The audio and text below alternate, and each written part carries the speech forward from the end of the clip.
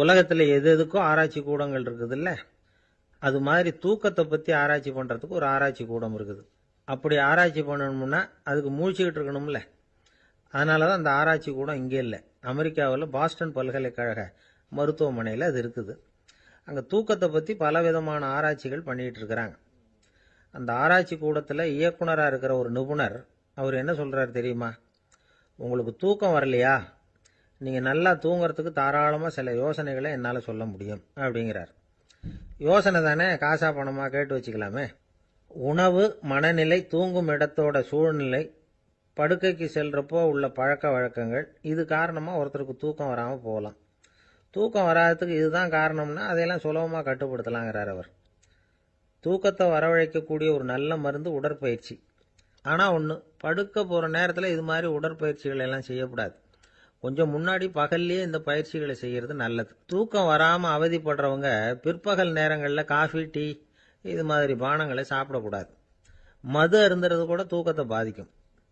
வெது வெதுப்பான நீரில் குளிக்கிறது, தியானத்தில் ஈடுபடுறது, ஓய்வாக இருக்கிறது, படுக்கிறது, அதாவது படுக்கிறதுக்கு முன்னாடி ஒரு குவளை பால் சாப்பிட்றது, இதெல்லாம் தூக்கத்தை வரவழைக்கிறது ரொம்ப உதவியாக இருக்கும். இன்னொரு விஷயம் என்னென்னா, தூங்கி ஆகணுமேங்கிற கவலை வேண்டியதில்லை. அப்படி நினச்சி கவலைப்படுறதை விட்டுடணும். தூக்கம் வரலையா, உடனே படுக்கையை விட்டு எழுந்திருக்க வேண்டியது. வெளியில் வாங்க, வேறு ஏதாவது வேலையில் ஈடுபடுங்க, கொஞ்சம் நேரம் உலாவுங்க, அல்லது ஏதாவது ஒரு புஸ்தகத்தை எடுத்து படிங்க. களைப்பு ஏற்பட்டால் மறுபடியும் படுக்கைக்கு போங்க. தூக்கம் தானே வந்துடும். ஒரு விஷயத்தை மட்டும் நல்லா ஞாபகத்தில் வச்சுக்கணும். படுக்கைக்கு போகிறப்போ உங்கள் மற்ற எல்லா பிரச்சனைகளையும் மறந்துடணும். அது எப்படி சார் முடியும்? அந்த நேரம் தானே எல்லா பிரச்சனையும் வரிசையாக ஞாபகத்துக்கு வருது அப்படின்னு நாம் நினைக்கலாம். ஆனால் பழக்கத்தில் அதை நாம் மாற்றிக்க முடியும். கொஞ்சம் முயற்சி பண்ணணும், அவ்வளோதான். இது எல்லாமே ஆராய்ச்சி பண்ணி பார்த்துட்டு அந்த நிபுணர் சொல்கிற கருத்து தான். இன்னொரு விஷயமும் அவர் சொல்கிறார். அது என்னென்னா, உடல் கோளாறு காரணமாக தூக்கம் வராமல் அவதிப்படுறவங்களுக்கெல்லாம் இந்த யோசனைகள் சரியாக வராது அப்படிங்கிறார். அதுக்கெல்லாம் மருத்துவ சிகிச்சை கொடுத்து தான் சரி பண்ணணும். சில பேருக்கு நடு ராத்திரியில் மூச்சு திணறல் ஏற்பட்டு தூக்கம் வராமல் போயிடும். ஊரெல்லாம் தூங்குறப்ப தான் மட்டும் தூங்காமல் மூழ்கிட்டு இருக்கிறது, ஊரெல்லாம் மூழ்கிட்டு இருக்கிறப்போ தான் மட்டும் தூங்குறது, இது மாதிரி கோளாறுகளால் சில பேர் பாதிக்கப்படலாம். காலு தசை முறுக்கிக்கிறதுனால சில பேருக்கு அடிக்கடி விழிப்பு வரலாம். மன அழற்சி காரணமாக சில பேருக்கு தூக்கம் வராது. இது மாதிரி கோளாறுகளுக்கெல்லாம் அதுக்கு தகுந்த மாதிரி சிகிச்சை கொடுத்து தான் சரி பண்ண வேண்டியிருக்கும். எந்த கோளாறும் இல்லாமல் தூக்கம் வரலைன்னா ஆரம்பத்தில் சொன்ன முறைகளை கடைபிடிச்சு பார்க்கலாம். தூக்கம் வந்ததுன்னா யோசனை சொன்ன அந்த நிபுணருக்கு நன்றி சொல்லலாம். ஒருத்தர், ஏன் சார் பஸ்ஸில் தூங்குறது கெட்ட பழக்கமானு கேட்டார். இல்லையே, நான் கூட பஸ்ஸில் போகிறப்ப தூங்கிட்டு தானே போவேன் அப்படின்னார் இன்னொருத்தர். அப்புறம் ஏன் என்ன டிரைவர் வேலை வேணாம்னு வீட்டுக்கு அனுப்பி வச்சுட்டாங்க அப்படின்னாராம் அவர். ஒரு வயசான அம்மா தெரு வழியாக போயிட்டு இருந்தாங்க. அவங்க கையில் எண்ணத்தையோ வச்சுக்கிட்டு அதை அடிக்கடி பார்த்துக்கிட்டே இருந்தாங்க. ஒருத்தன் மெதுவாக அவங்கக்கிட்ட போய் கையில் இருக்கிறது என்ன அப்படின்னு எட்டி பார்த்தா அவங்க கையில் 4 பல் இருந்துதான். இவன் ஆச்சரியமாக அந்த அம்மாவை பார்த்தான். ஏம்மா, உனக்கு என்ன பைத்தியமா? ஏது இந்த பல்லு? இதை என்னத்துக்காக கையில் வச்சுக்கிட்டு அலைஞ்சிக்கிட்டு இருக்கிற அப்படின்னு கேட்டிருக்கான். அதுக்கு அந்த அம்மா விவரம் சொல்ல ஆரம்பித்தாங்களாம். இதை பாருப்பா, எனக்கு ஒரு மகன் இருந்தான். அவனை ரொம்ப செல்லமாக வளர்த்தேன். அவனை தரையிலேயே நடக்க விடுறதில்ல, எப்பவும் தூக்கி வச்சுக்கிட்டு இருப்பேன். அவன் நல்லா பெரியவனாகி பள்ளிக்கூடம் போகிறப்ப கூட அவன் புஸ்தக மூட்டையை நான் தான் சுமந்துக்கிட்டு போவேன். பார்க்குறவங்க கூட கேலி பண்ணுவாங்க, ஏம்மா படிக்க போகிறது நீயா உன் பிள்ளையான்னு கேட்பாங்க. அவன் இன்னைக்கு எவ்வளவோ பெரிய மனுஷன் ஆயிட்டான். வெளிநாட்டில் பெரிய உத்தியோகத்தில் இருக்கான். சமீபத்தில் இங்கே வந்துட்டு போனான்.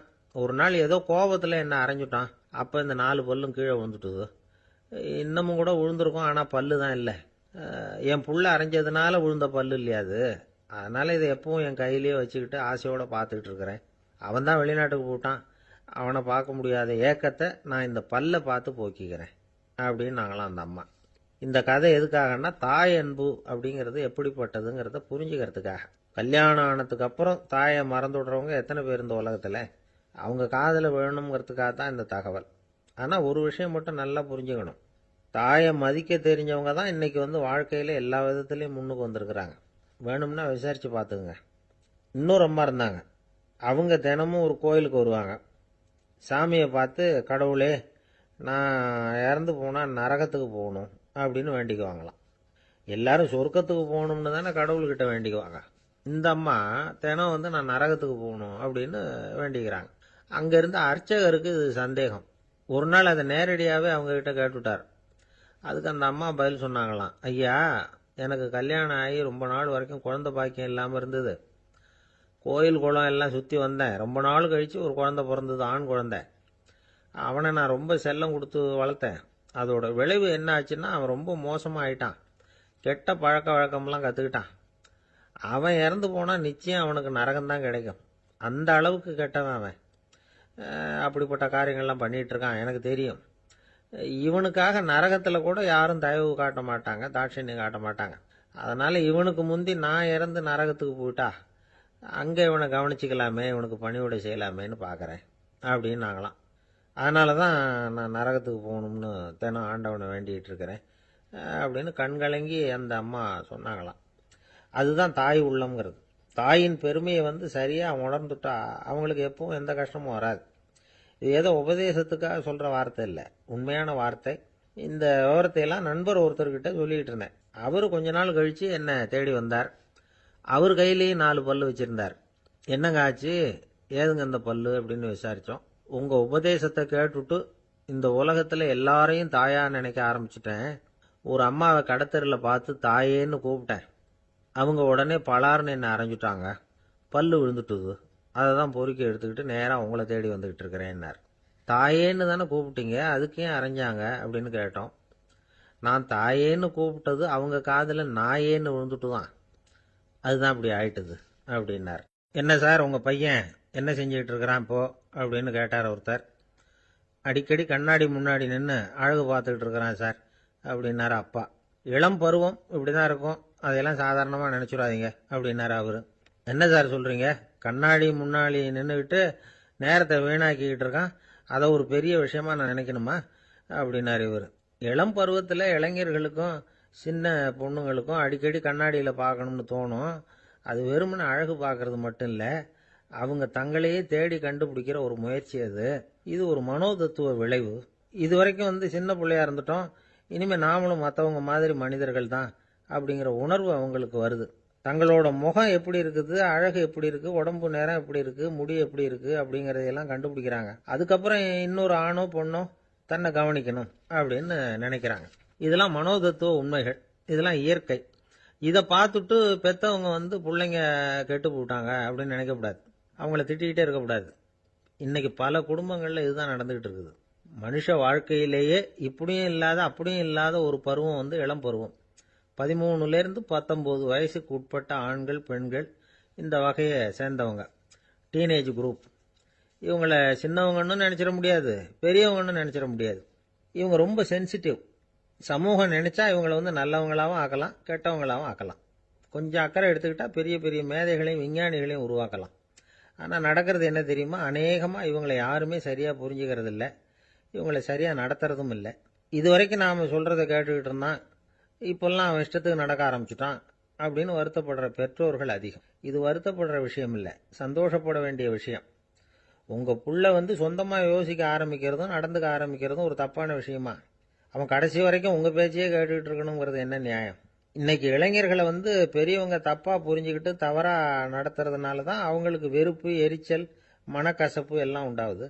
பெற்றவங்க சரியாக மதிக்கிறது இல்லை அப்படிங்கிற ஒரே காரணத்தினாலேயே வீணா போகிற பிள்ளைங்க இன்னைக்கு அதிகம். சரி, பெற்றவங்களுக்கு இன்னைக்கு என்னதான் புத்தி சொல்ல வர்றீங்க அப்படின்னு கேட்குறீங்களா? நாம் எதையும் சொல்ல வரல, ஆனால் அது சம்பந்தமான சில நிபுணர்கள் சொல்லியிருக்கிறத உங்கள் காதில் போட்டு வைக்கலாம். அது என்னன்னா, பிள்ளைங்க கிட்ட அன்பு செலுத்துங்க. குழந்தையா இருந்தப்போ எவ்வளவு பாசமாக இருந்தீங்க, வளர வளர அதை ஏன் குறைச்சிக்கிறீங்க? பெற்றவங்களின் அன்பான வார்த்தைகளுக்கு ஏங்குறவங்க தான் இன்றைய இளைஞர்கள். அவங்க எதை சொன்னாலும் அதை அக்கறையாக காது கொடுத்து கேளுங்க, அலட்சியப்படுத்தாதீங்க. அவங்க விரும்புறது உங்ககிட்ட இருந்து ஒரு மதிப்பு, மரியாதை, அங்கீகாரம், இவ்வளவுதான். அவங்க அவங்களாவே முடிவுகள் எடுக்கட்டும், அதுக்கு நீங்கள் உதவியா இருங்க, அது போதும். மற்றவங்க முன்னாடி, முக்கியமாக அவங்க நண்பர்கள் முன்னாடி அவங்கள பற்றி மட்டமாக பேசாதீங்க.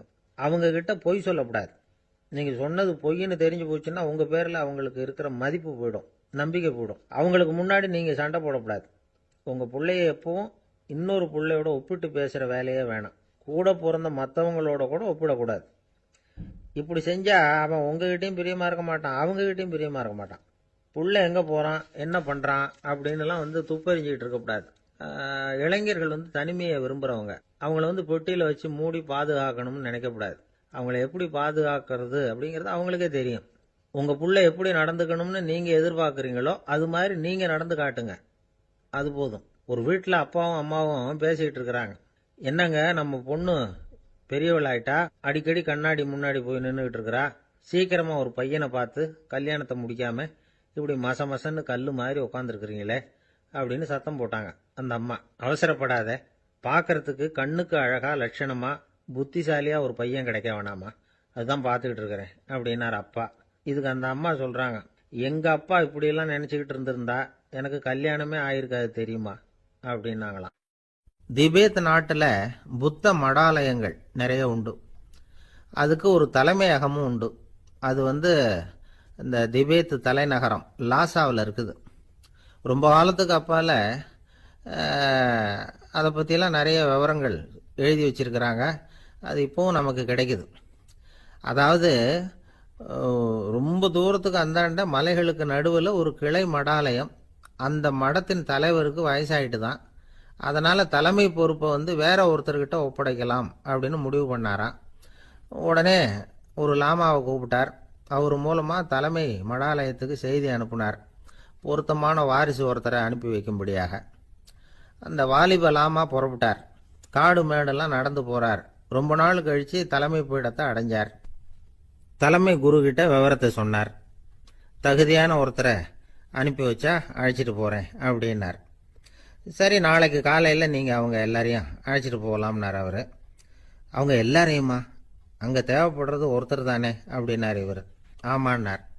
அப்புறம் ஏன் எல்லாரையும் அழைச்சிட்டு போக சொல்கிறீங்கன்னார். அது இப்போ உனக்கு புரியாது. நான் ஒரு 100 பிக்குகளை அனுப்புகிறேன், அதாவது பிக்ஷுகளை. அவ்வளவு பேரையும் அங்கே வச்சு சமாளிக்க முடியாது அப்படின்னாரு இவர். இருந்தாலும் இப்போ அந்த தலைமை குரு என்ன சொன்னார்னா, அதை பற்றி கவலைப்படாத, நான் வந்து 100 பேரை அனுப்புகிறேன். அதில் 99 பேர் வழியிலேயே காணாமல் போடுவாங்க, ஒருத்தன் மட்டும்தான் வருவான். அவனும் அங்கே வந்து சேர்ந்துட்டானா நீ ரொம்ப கொடுத்து வச்சவன் அப்படின்னார். இவருக்கு ஒன்றும் புரியல. இருந்தாலும் மறுநாள் அந்த வாலிபலாமா 100 பேரை அழைச்சிக்கிட்டு புறப்பட்டார். போகிற வழியிலேயே பல பேர் அங்கங்கே பிச்சுக்கிட்டு போட்டாங்க. அவர் சொன்னது மாதிரியே. வழியில் அவங்க ஊர்கள் இருந்தது தான் காரணம். அப்பா அம்மாவை பார்த்துட்டு வரேன் அப்படின்னு கொஞ்சம் பேர் போனாங்க.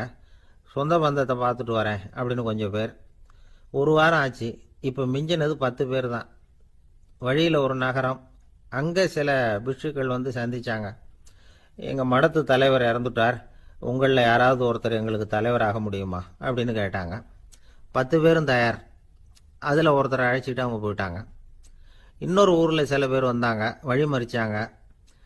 நில்லுங்க, எங்கள் மன்னர் மகளுக்கு திருமணம், அதை நடத்தி வைக்க 3 லாமாக்கள் தேவை அப்படின்னாங்க.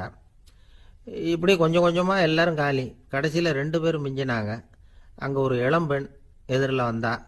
எங்கள் அப்பா வேட்டைக்கு போயிருக்கிறாரு, இன்னும் திரும்பி வரல, வீட்டில் வேற யாரும் இல்லை, தனியாக இருக்க பயமாக இருக்குது, யாராவது ஒருத்தர் எனக்கு துணையாக இருக்கணும் அப்படின்னு கேட்டுக்கிட்டா. எங்கள் 2 பேரில் நீயே ஒருத்தரை தேர்ந்தெடுத்துக்கோ, இல்லைன்னா எங்களுக்குள்ள சண்டை வந்துடும் அப்படின்னாங்க. இப்போ மிஞ்சினவர் ஒருத்தர். அவருக்கும் ஒரு சோதனை வந்தது. ஒரு தர்க்கவாதி எதிரில் வந்தான். உன்னோட வாதம் பண்ணணும்னா.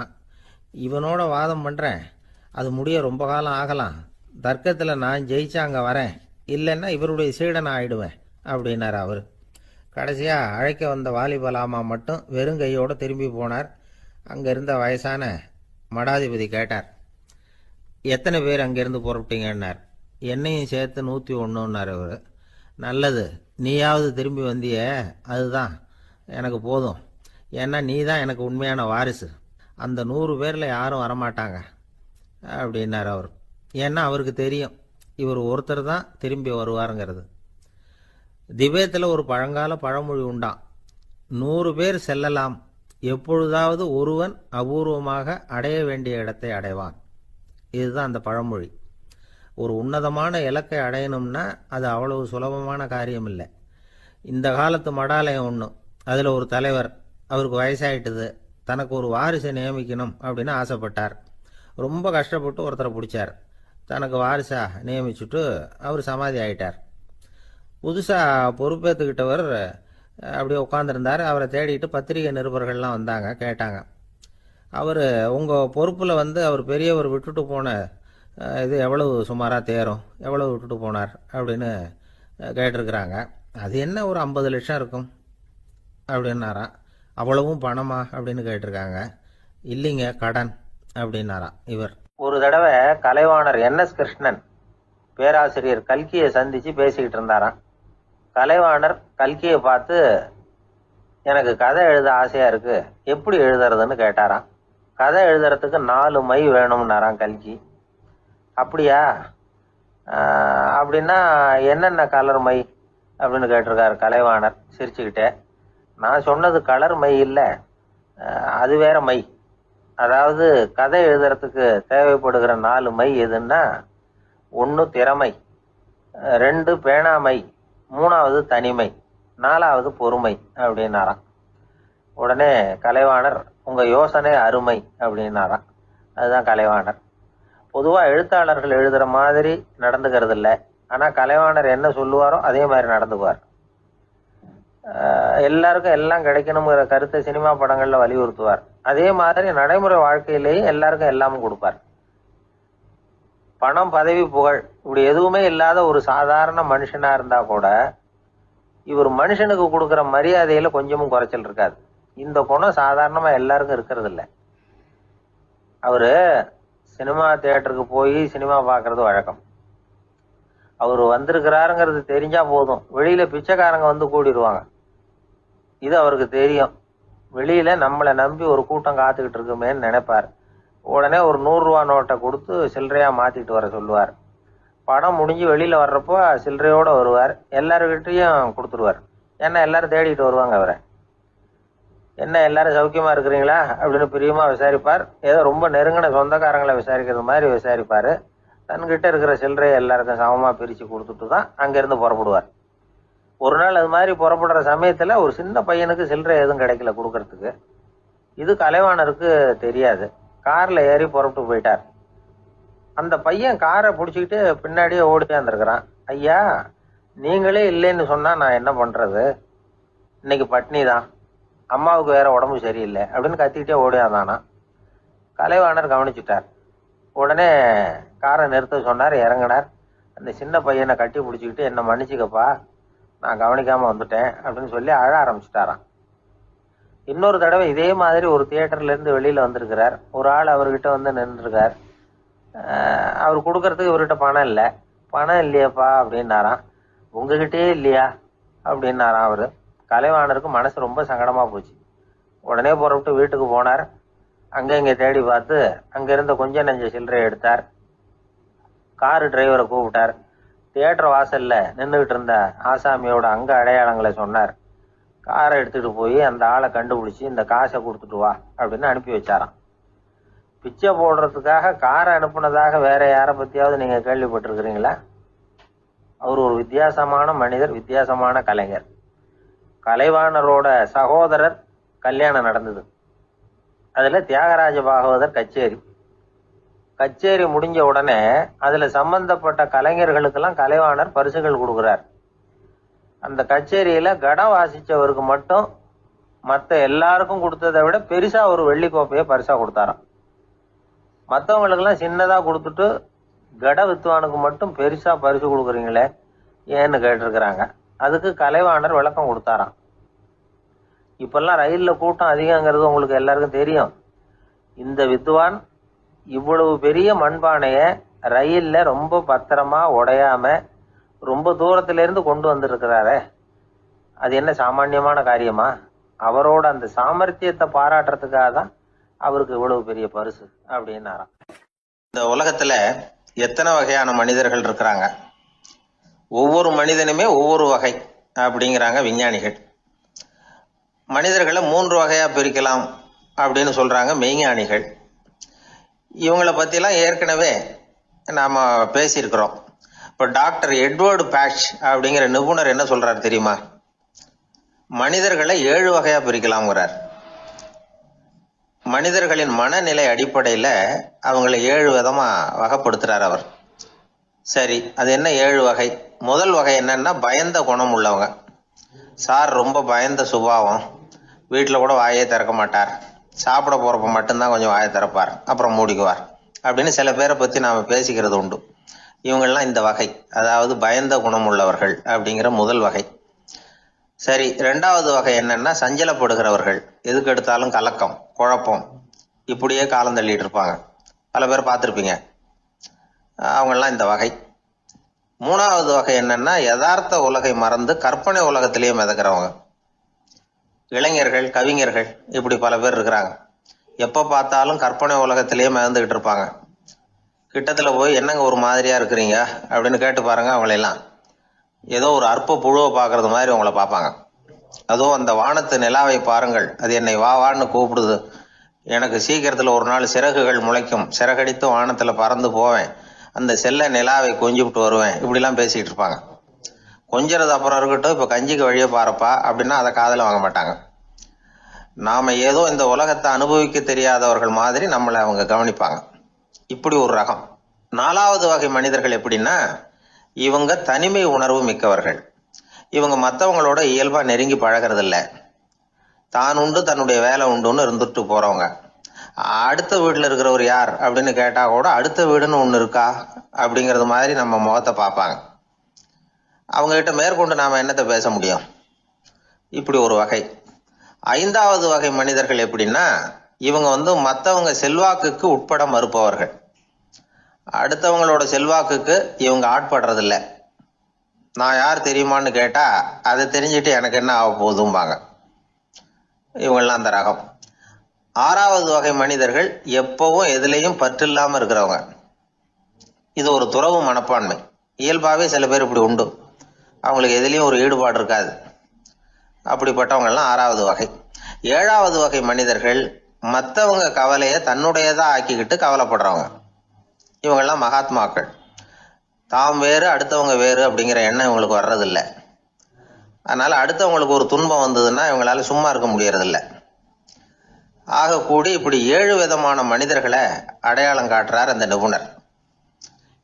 இதுல நாம எந்த வகையில வர்றோம் அப்படிங்கிறத நாம தான் அடையாளம் கண்டுபிடிக்கணும். எனக்கு தெரிஞ்ச ஒரு மனிதர் உண்டு. அவர் ஒரு வித்தியாசமான வகை. எதையும் நடைமுறை சாத்தியமா சிந்திக்கிறவர்.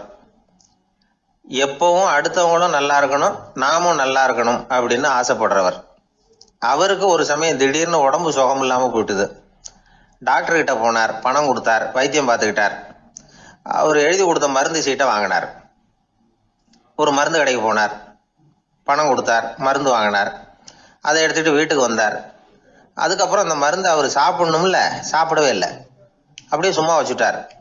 அவரை பார்த்து கேட்டேன், ஏன் சார் இப்படி பண்றீங்க, வீண் செலவு தானே இது, நீங்க ஏன் டாக்டர் கிட்ட போய் பணம் செலவு பண்ணுனீங்கன்னு கேட்டேன். அவர் சொன்னாரு, டாக்டர் வாழணும் இல்லையா, அதனாலதான் அப்படின்னார். சரி, அப்புறம் ஏன் மருந்து வாங்கினீங்க அப்படின்னு கேட்டேன். மருந்து கடைக்காரர் வாழணும் இல்லையா, அதனாலதான் அப்படின்னார். சரி, அப்புறம் ஏன் வாங்கின மருந்து சாப்பிடாம வச்சுட்டீங்க அப்படின்னதுக்கு, நான் வாழணும் இல்லையா அதனாலதான் அப்படின்னார். இவர் வாழ்க்கையை புரிஞ்சுக்கிட்டவர். இப்படி வாழ்க்கையை புரிந்து கொண்டு வாழ தெரிஞ்சுக்கணும். எந்த வகை மனிதர் நாம் அப்படிங்கறத புரிஞ்சுக்கிட்டு வாழ்ந்தோம்னா வாழ்க்கையில வெற்றி நிச்சயம். ஒரு நாள் காலை நேரம் ஒரு குரு படுக்கையை விட்டு எழுந்திருக்கிறார். உடனே சீடர்களை பார்த்து எல்லாரும் இப்படி வாங்கங்கிறார். எல்லாரும் வர்றாங்க வேகமா. என்னங்க வேணும் உங்களுக்கு அப்படிங்கிற மாதிரி எல்லாரும் குருவை பார்த்தாங்க பயபக்தியோட. குரு அந்த சீடர்களை பார்த்து, இதை பாருங்க, இப்போ நான் ஒரு சிக்கலான விவகாரத்தில் மாட்டிக்கிட்டு இருக்கிறேன், அதை நீங்கள் தீர்த்து வச்சா நல்லதுன்னார். சீடர்களுக்கு ஒன்றும் புரியல. என்ன இது, இவர் இப்படி சொல்கிறாரு, நமக்குள்ள எல்லா விவகாரங்களையும் தீர்த்து வைக்கிறவர் நம்ம குருநாதர், அவருடைய விவகாரத்தை நாம் தீர்த்து வைக்கிறதா, ஆச்சரியமாக இருக்குதே, குருநாதருக்கே சிக்கலா அப்படின்னு யோசனை பண்ண ஆரம்பித்தாங்க. இருந்தாலும் ரொம்ப பணிவாக கேட்டாங்க, சுவாமி உங்களுக்கே சிக்கலா, இந்த உலகத்து சிக்கல்களுக்கும் சிரமங்களுக்கும் அப்பாற்பட்டவர் அல்லவா தாங்கள், அப்படிப்பட்ட உங்களுக்கு சிக்கல்னா அது எப்படி அப்படின்னாங்க. எனக்கு ஏற்பட்டிருக்கிற சிக்கல் அவ்வளவு பெருசு, ரொம்ப பெரிய விவகாரம் அது அப்படின்னார் குரு. கொஞ்சம் விவரமாக சொல்லுங்க அப்படின்னாங்க இவங்க. இப்போ அந்த குரு விவரத்தை சொன்னார். அதாவது நேற்று ராத்திரி நான் ஒரு கனவு கண்டேன். அந்த கனவுல நான் ஒரு பட்டாம்பூச்சியாக மாறிட்டேன். அப்படி மாறி ஒவ்வொரு மலராக பறந்து போய் உட்காந்து தேன் சாப்பிட்டேன் அப்படின்னார். சீடர்கள் இதை கேட்டதும் ரொம்ப திகைச்சு போயிட்டாங்க. என்ன இது, இது ஒரு பெரிய பிரச்சனையா? ஒரு சாதாரண கனவு கண்டதுக்காகவா இந்த காலை வேளையில் நம்மளையெல்லாம் குருநாதர் இவ்வளவு அவசரமாக கூப்பிட்டுருக்கார் அப்படின்னு நினச்சாங்க. இருந்தாலும் கேட்டாங்க, இதில் என்ன சிக்கல் சுவாமி? கனவுங்கிறது எல்லாருக்கும் வரத்தானே செய்யும் அப்படின்னார் ஒரு சீடர். சீடர்களே, பிரச்சனை அது இல்லை. நான் இன்னைக்கு காலையில் கண்ணு முழிச்சு பார்த்தப்போ நான் நானாக மறுபடியும் மாறிட்டேங்கிறத தெரிஞ்சுக்கிட்டேன். இதில் சிக்கல் என்னன்னா, இப்போ அந்த பட்டாம்பூச்சி தான் நானா ஆயிட்டதாக கனவு கண்டுகிட்டு இருக்கா அப்படிங்கிறது தான். ஒரு மனுஷன் பட்டாம்பூச்சி ஆகிறதாக கனவு காண முடியுங்கிறப்போ அந்த பட்டாம்பூச்சியும் மனுஷனா ஆகிறதாக கனவு காண முடியும் இல்லையா? இப்போ எனக்கு யதார்த்த நிலை தெரியணும், எது நிஜம்னு தெரியணும். நேற்று ராத்திரி நான் கண்டது கனவா, அல்லது இது பட்டாம்பூச்சி கண்டுகிட்டு இருக்கிற கனவா? இதுதான் குரு கேட்ட கேள்வி. இதை கேட்டதும் சீடர்கள் ரொம்ப குழம்பி போயிட்டாங்க. சுவாமி, இது வரைக்கும் நாங்கள் தூங்குறப்ப பார்க்கறது கனவுன்னும் மூழ்கிட்டு இருக்கிறப்ப பார்க்கறது நனவுன்னு நம்பிக்கிட்டு இருக்கிறோம். இப்போ எங்களை ரொம்ப குழப்பிட்டீங்க, இதுக்கு பதில் சொல்ல எங்களுக்கு சக்தி இல்லை அப்படின்னு சொல்லிவிட்டாங்களாம். அதுக்கப்புறம் அந்த குரு சொன்னாராம், நினைவு தான் முக்கியமான அம்சம். முடிவு கட்டம்னா பகலின் நினைவுகளை விட இரவின் கனவுகளே ரொம்ப உண்மை. ஒருத்தன் தூங்க போனால் தூங்கிக்கிட்டே இருந்தா அவன் காணும் கனவு பொய்ங்கிறத அவன் உணர மாட்டான். ஒவ்வொரு கனவும் காணும் பொழுது அது ரொம்ப உண்மையாக தான் தெரியுது. ஒரு கனவு கூட உண்மை இல்லைன்னு கனவுல தோன்றுவதே இல்லை அப்படின்னார் குரு. அகில வாழ்வு அத்தனையும் சொற்பனம் கண்டாய் அப்படிங்கிறார் தாயுமானவர். ஆகையினால நம்ம கனவுலேருந்து நாம் என்னைக்கு முழிச்சிக்க போகிறோம் அப்படிங்கிறது தான் ஒரு முக்கியமான கேள்வி. ஒருத்தர் வந்தார், காலில் கட்டோடு வந்தார். என்னங்க காலில் கட்டுன்னு? சார், நேற்று ராத்திரி தூக்கத்தில் எங்கள் வீட்டு கூரையில் ஏணியை சாத்தி வச்சு இறங்கினப்போ வழுக்கி விழுந்து காலை உடச்சிக்கிட்டேன்னார். உங்கள் வீட்டில் தான் ஏணியே கிடையாது சார் அப்படின்னு. உண்மைதான் சார், நான் கீழே விழுந்து முழிச்சுக்கிட்டதுக்கு அப்புறம் தானே ஏணி இல்லைங்கிறது எனக்கு ஞாபகம் வந்தது அப்படின்னார். இப்போ மேலே எனக்கு அளவு கடந்த அன்பு அப்படின்னு யாராவது சொன்னால் அதை அலட்சியமாக நினச்சிடக்கூடாது. அது கொஞ்சம் சீரியஸான விஷயம். அளவுக்கு மிஞ்சினா எதுவுமே இடைஞ்சல் தானே. அன்பும் அப்படிதான். அன்பு அதிகமாக இருந்தால் அது எப்படி கெடுதல் பண்ணும் அப்படிங்கிற சந்தேகம் உங்களுக்கு வரலாம். தசரதன் கதை என்னாச்சு? கைகை மேலே வச்சு அளவு கடந்த அன்பு ராமன் காட்டுக்கு போறாப்புல ஆயிட்டுதுல்ல. தசரதன் எப்பேற்பட்ட அரசன்? விஸ்வாமித்திரர் சொல்றார், என்ன மாதிரி முனிவர்களுக்கும் தேவர்களுக்கும் ஏதாவது கஷ்டம் வந்தால் முதல்ல முருகன் கிட்ட போவோம், அப்புறம் பரமசிவனை போய் பார்ப்போம், அதுக்கப்புறம் திருமால் கிட்ட போவோம், அப்புறம் பிரம்மன் இந்திரன் இவங்களையெல்லாம் போய் பார்ப்போம். இவங்களாலையெல்லாம் முடியலன்னா கடைசியில் அயோத்திக்கு வருவோங்கிறார். உன்னை விட்டா வேற கதி உண்டோ அப்படின்னு தசரதனை பார்த்து விஸ்வாமித்திரரே சொல்றார். அப்பேற்பட்ட அரசன் தசரதன் கைகேயி காலில் விழறான். உன் பாதங்களை தொட்டு கெஞ்சி கேட்டுக்கிறேன், ராமனை காட்டுக்கு அனுப்பாதேங்கிறான். தசரதனுடைய இந்த நிலைமைக்கு என்ன காரணம்? அவன் கைகேயி மேலே வச்ச அளவு கடந்த அன்பு தான் காரணம். இப்போ சொல்லுங்க, அன்பா இருந்தாலும் அது அளவுக்கு மீறி போனால் கெடுதல் பண்ணுமா பண்ணாதா? அது மட்டும் இல்லை, அளவு கடந்த அன்பு நீதிக்கும் நியாயத்துக்கும் புறம்பான காரியங்களையும் செய்ய வச்சிரும். தசரதன் மிகச்சிறந்த நீதிமான், தர்மத்துக்கு விரோதமாக ஒரு காரியமும் செய்யாதவன். அப்பேற்பட்டவன் தன்னுடைய மனைவியை பார்த்து என்ன சொல்றான் தெரியுமா? உனக்காக நான் என்ன செய்யணும்னு சொல்லு, செய்கிறேன். ஒரு குற்றமும் செய்யாத ஒருத்தனை கொல்லணுமா கொல்றேன். மரண தண்டனை விதிக்கப்பட்ட ஒருத்தனை விடுதலை செய்ய சொல்றியா செய்கிறேன். எந்த பிச்சைக்காரனையாவது கோடீஸ்வரனாக சொல்றியா ஆக்குறேன், அல்லது கோடீஸ்வரனை பிச்சைக்காரன் ஆக்கணுமா ஆக்குறேன் அப்படிங்கிறான். நீதிக்கு விரோதமான இந்த பாவங்களை செய்யறதுக்கு அப்பேற்பட்ட அரசன் எப்படி துணிஞ்சான்? மனைவி பேரில் வச்ச அளவு கடந்த அன்பு தான் காரணம். திரிசூலம், வஜ்ராயுதம், வாள் இதுகளால் தாக்கப்பட்டா கூட அதையெல்லாம் கொஞ்சம் கூட லட்சியம் பண்ணாத ஒருத்தன் காமதேவனுடைய மலர் அம்புகள் தாக்குனா அதை அவனால் தாக்கு பிடிக்க முடியல, விழுந்துடுறான். காமதேவனுக்குள்ள மகிமையே அதுதாங்கிறார் துளசிதாசர். அதனால தான் பெரியவங்கள்லாம் என்ன சொல்றாங்கன்னா, எதையும் அளவுக்கு மீறி செய்யாதேங்கிறாங்க. அப்பா, அம்மா, மனைவி, மக்கள் எல்லார் பேர்லையும் அன்பு அவசியம்தான். ஆனால் அந்த அன்பு அறிவுக்கு புறம்பா இருக்கக்கூடாது, அளவுக்கு மீறி இருக்கக்கூடாது. அப்போதான் வாழ்க்கை சுகமாக இருக்கும், இல்லைன்னா அவஸ்தை தான். அளவுக்கு மீறின அன்புங்கிறது புரியுது, அது சரி. அறிவுக்கு புறம்பான அன்புங்கிறது எப்படி? ஒரு தாய்க்கு ஜலதோஷம் அல்லது ஏதோ ஒரு தொற்று நோயின்னு வச்சுங்களேன். அந்த அம்மாவுக்கு தன்னுடைய குழந்தை பேரில் அளவு கடந்த அன்பு. தனக்கு நோய் இருக்கு, அது அடுத்தவங்களுக்கு தொற்றக்கூடியது அப்படின்னு தெரிஞ்சிருந்தோம் அன்பை காட்டுறதுக்காக அந்த குழந்தைக்கு முத்தம் கொடுக்குறேன்னு தூக்கி வச்சுக்கிட்டு கொஞ்சம் ஆரம்பிச்சதுன்னு வச்சுக்கோங்க, அது நல்லா இருக்குமா? இதுதான் அறிவுக்கு புறம்பான அன்புங்கிறது. அது மாதிரி விலங்குகள்கிட்ட அன்பாயிருன்னு சொல்றோம். அதுக்காக புலிக்கு முத்தம் கொடுக்க முடியுமா? அப்படி கொடுத்தா அது அறிவுக்கு புறம்பான அன்பு. அதனால அன்பு கூட அறிவுபூர்வமா இருக்கணும் அப்படிங்கிறத இன்னைக்கு தகவல் மூலமா நாம புரிஞ்சுக்கணும்.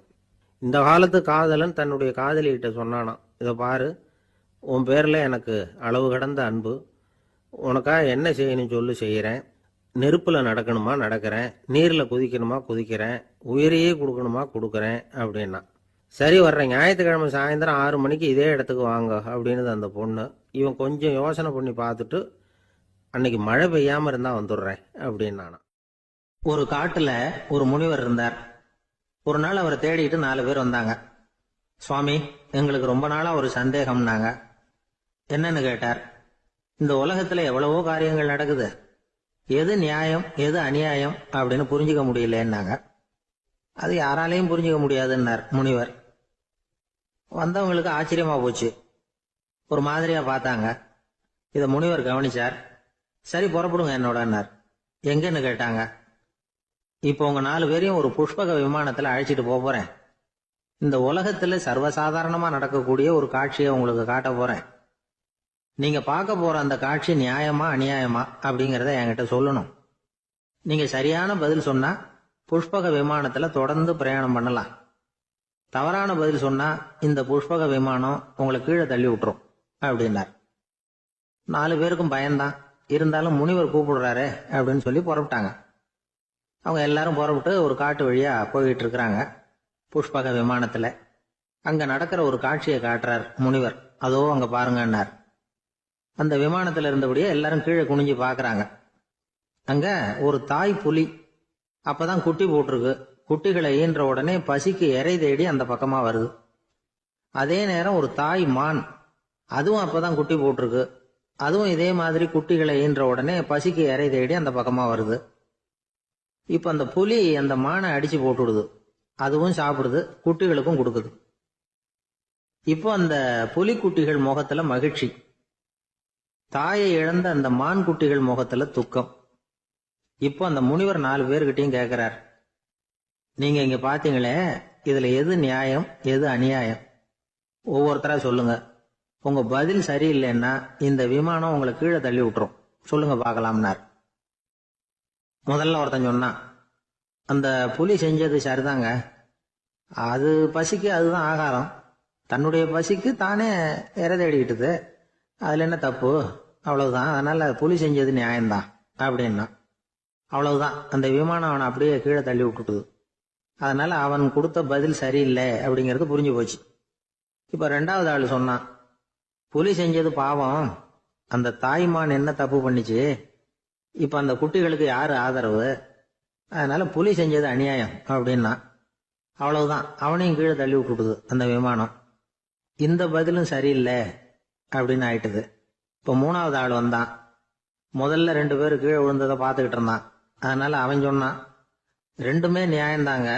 புலி இறை தேடினதும் இயற்கை, அதுக்கு மான் இறையானதும் இயற்கை. அதனால இதுல ஒன்றும் தப்பு இல்லைன்னா. அவ்வளவுதான், அவனையும் அந்த விமானம் கீழே பிடிச்சி தள்ளி விட்டுது. இப்ப 4வது ஆள் வந்தான்.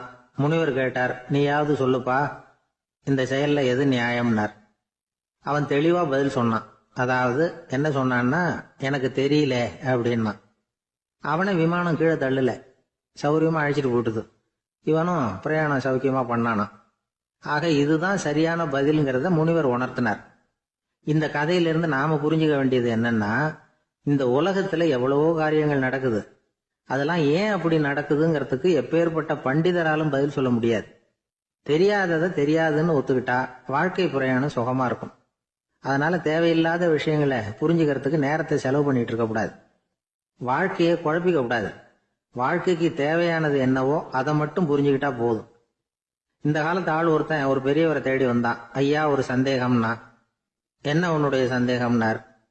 பகுத்தறிவுன்னா என்ன, விதின்னா என்ன அப்படின்னு கேட்டான். இதுக்கு அவரு, இப்ப உன்னுடைய வலது கால தூக்குன்னார். தூக்கணான். சரி, இப்ப உன்னுடைய வலது கால கீழே இறக்காம உன்னுடைய இடது காலையும் தூக்குன்னார். தூக்கினான், பொத்துன்னு கீழே விழுந்துட்டான். பெரியவர் சொன்னார், உன்னால ஒரு காலை தூக்க முடிஞ்சுது, அதுதான் பகுத்தறிவு. 2 கால்களையும் ஒரே சமயத்துல தூக்கினா அடிபடும், அப்படிங்கிறது தான் விதி அப்படின்னு விளக்கம் கொடுத்தார். இவன் தன்னுடைய விதியை நொந்துகிட்டே இடுப்பை பிடிச்சிக்கிட்டு அங்கிருந்து நடந்து போயிட்டான். ஜப்பான்ல உள்ள ஒரு புத்த விகாரை, அங்க ஒரு வயசான பௌத்த குரு தங்கியிருக்கிறார். ஒரு நாள் ராத்திரி கடுமையான குளிர், அவரால் தாங்க முடியல. பார்த்தார், மரத்துல செஞ்ச புத்த சிற்பங்கள் அங்க நிறைய இருந்தது. அதுல ஒன்ன எடுத்து அதுக்கு தீ மூட்டி அந்த நெருப்புல குளிர் காஞ்சிட்டு இருக்கிறார். மர சிற்பம் தீ வச்சதும் படபடன்னு வெடிக்க ஆரம்பிச்சுட்டுது. அந்த சத்தத்தை கேட்டதும் அந்த புத்த விகாரையின் குருக்கள் வெளியில ஓடி வந்தார். இவர் ஆனந்தமா குளிர் காஞ்சிக்கிட்டு இருக்கிறார். அவரால் பொறுத்துக்க முடியல. தெருவில் தெரிஞ்சுக்கிட்டு இருந்த அந்த பெரியவரை இங்க தங்க அனுமதிச்சதே அவரு தான். இவர் இப்படி பண்றாருன்னு நினைச்சுக்கிட்டே அவரை கோபமா பார்த்தார். ஏன் இப்படி கோபமா பாக்குறீங்க, இப்படி வந்து உட்காருங்க அப்படிங்கிறாரு இவர். அவருக்கு இன்னமும் கோபம் வந்துட்டுது. எங்கள் கடவுளை வந்து எரிச்சுட்டீங்களே அப்படின்னு சத்தம் போட்டாராம். அப்படியா அப்படின்னு கேட்டுக்கிட்டே அந்த சாம்பலை கிளறினார் இவர். என்ன செய்யறீங்கன்னு கேட்டிருக்காரு அவர். நான் எலும்புகளை தேடுறேன்னாராம். நீங்க ஒரு பைத்தியம், இது ஒரு மர சிற்பம், இதுல எலும்புகள் கிடையாது அப்படின்னாராம். அவருக்கு கோபம் வந்துட்டுது. உடனே வெளியில போங்கன்னு கத்தியிருக்காரு. வெளியில தள்ளி கதவையும் சாத்தி விட்டாராம்.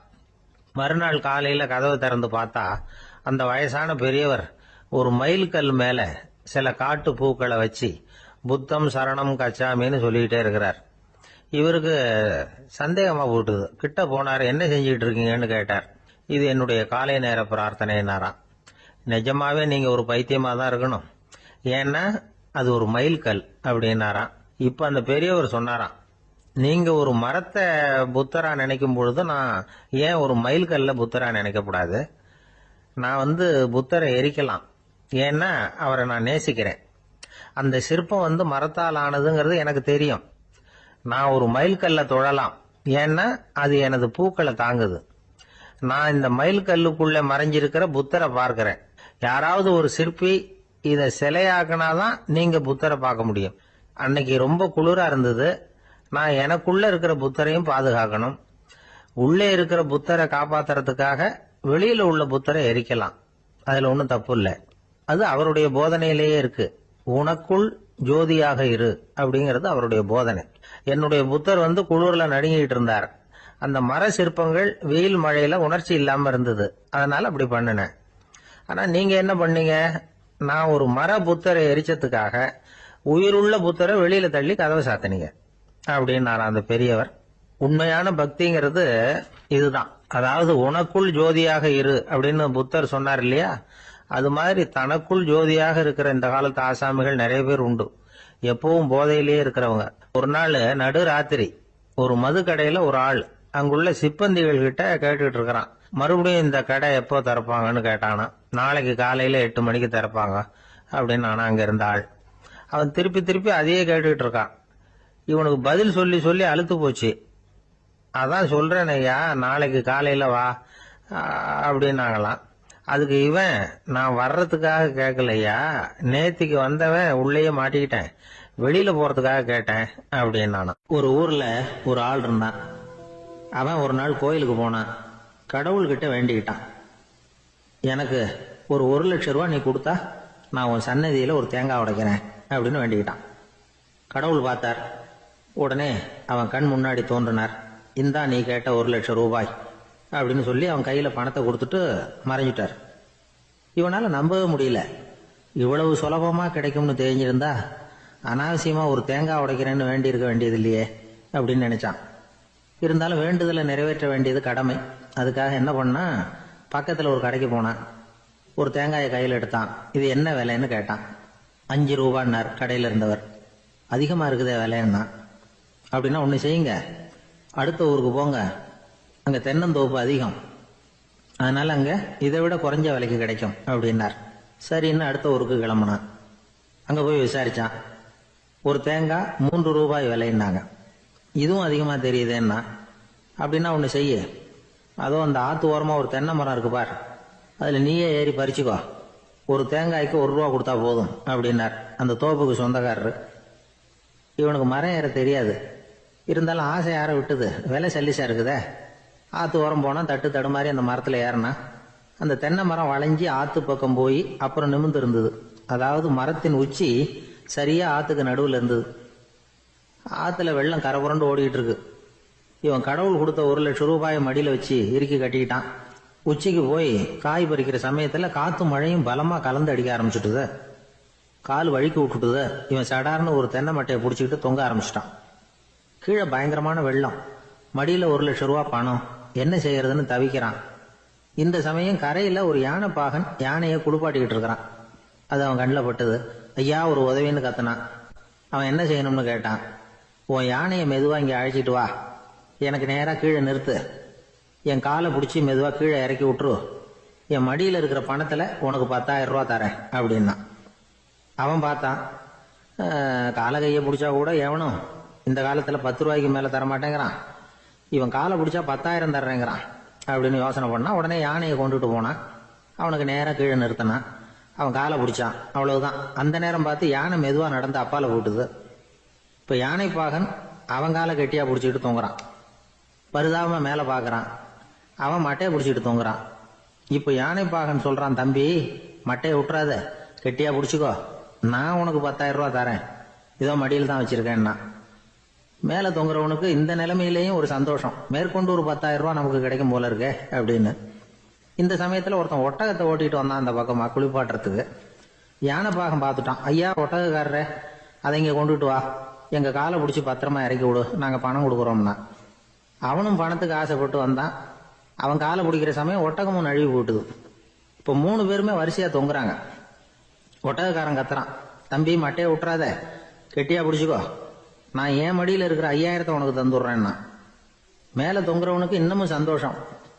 இவனும் பணம் தர்றேங்கிறான் அப்படின்னா இன்னைக்கு நமக்கு மொத்த பண வரவு எவ்வளவு அப்படின்னு ஒவ்வொன்றா கூட்டி பார்க்க ஆரம்பிச்சான். மனக்கணக்கு சரியா வரல. அதனால அப்படியே விரல விட்டு எண்ண ஆரம்பிச்சான். அவ்வளவுதான்.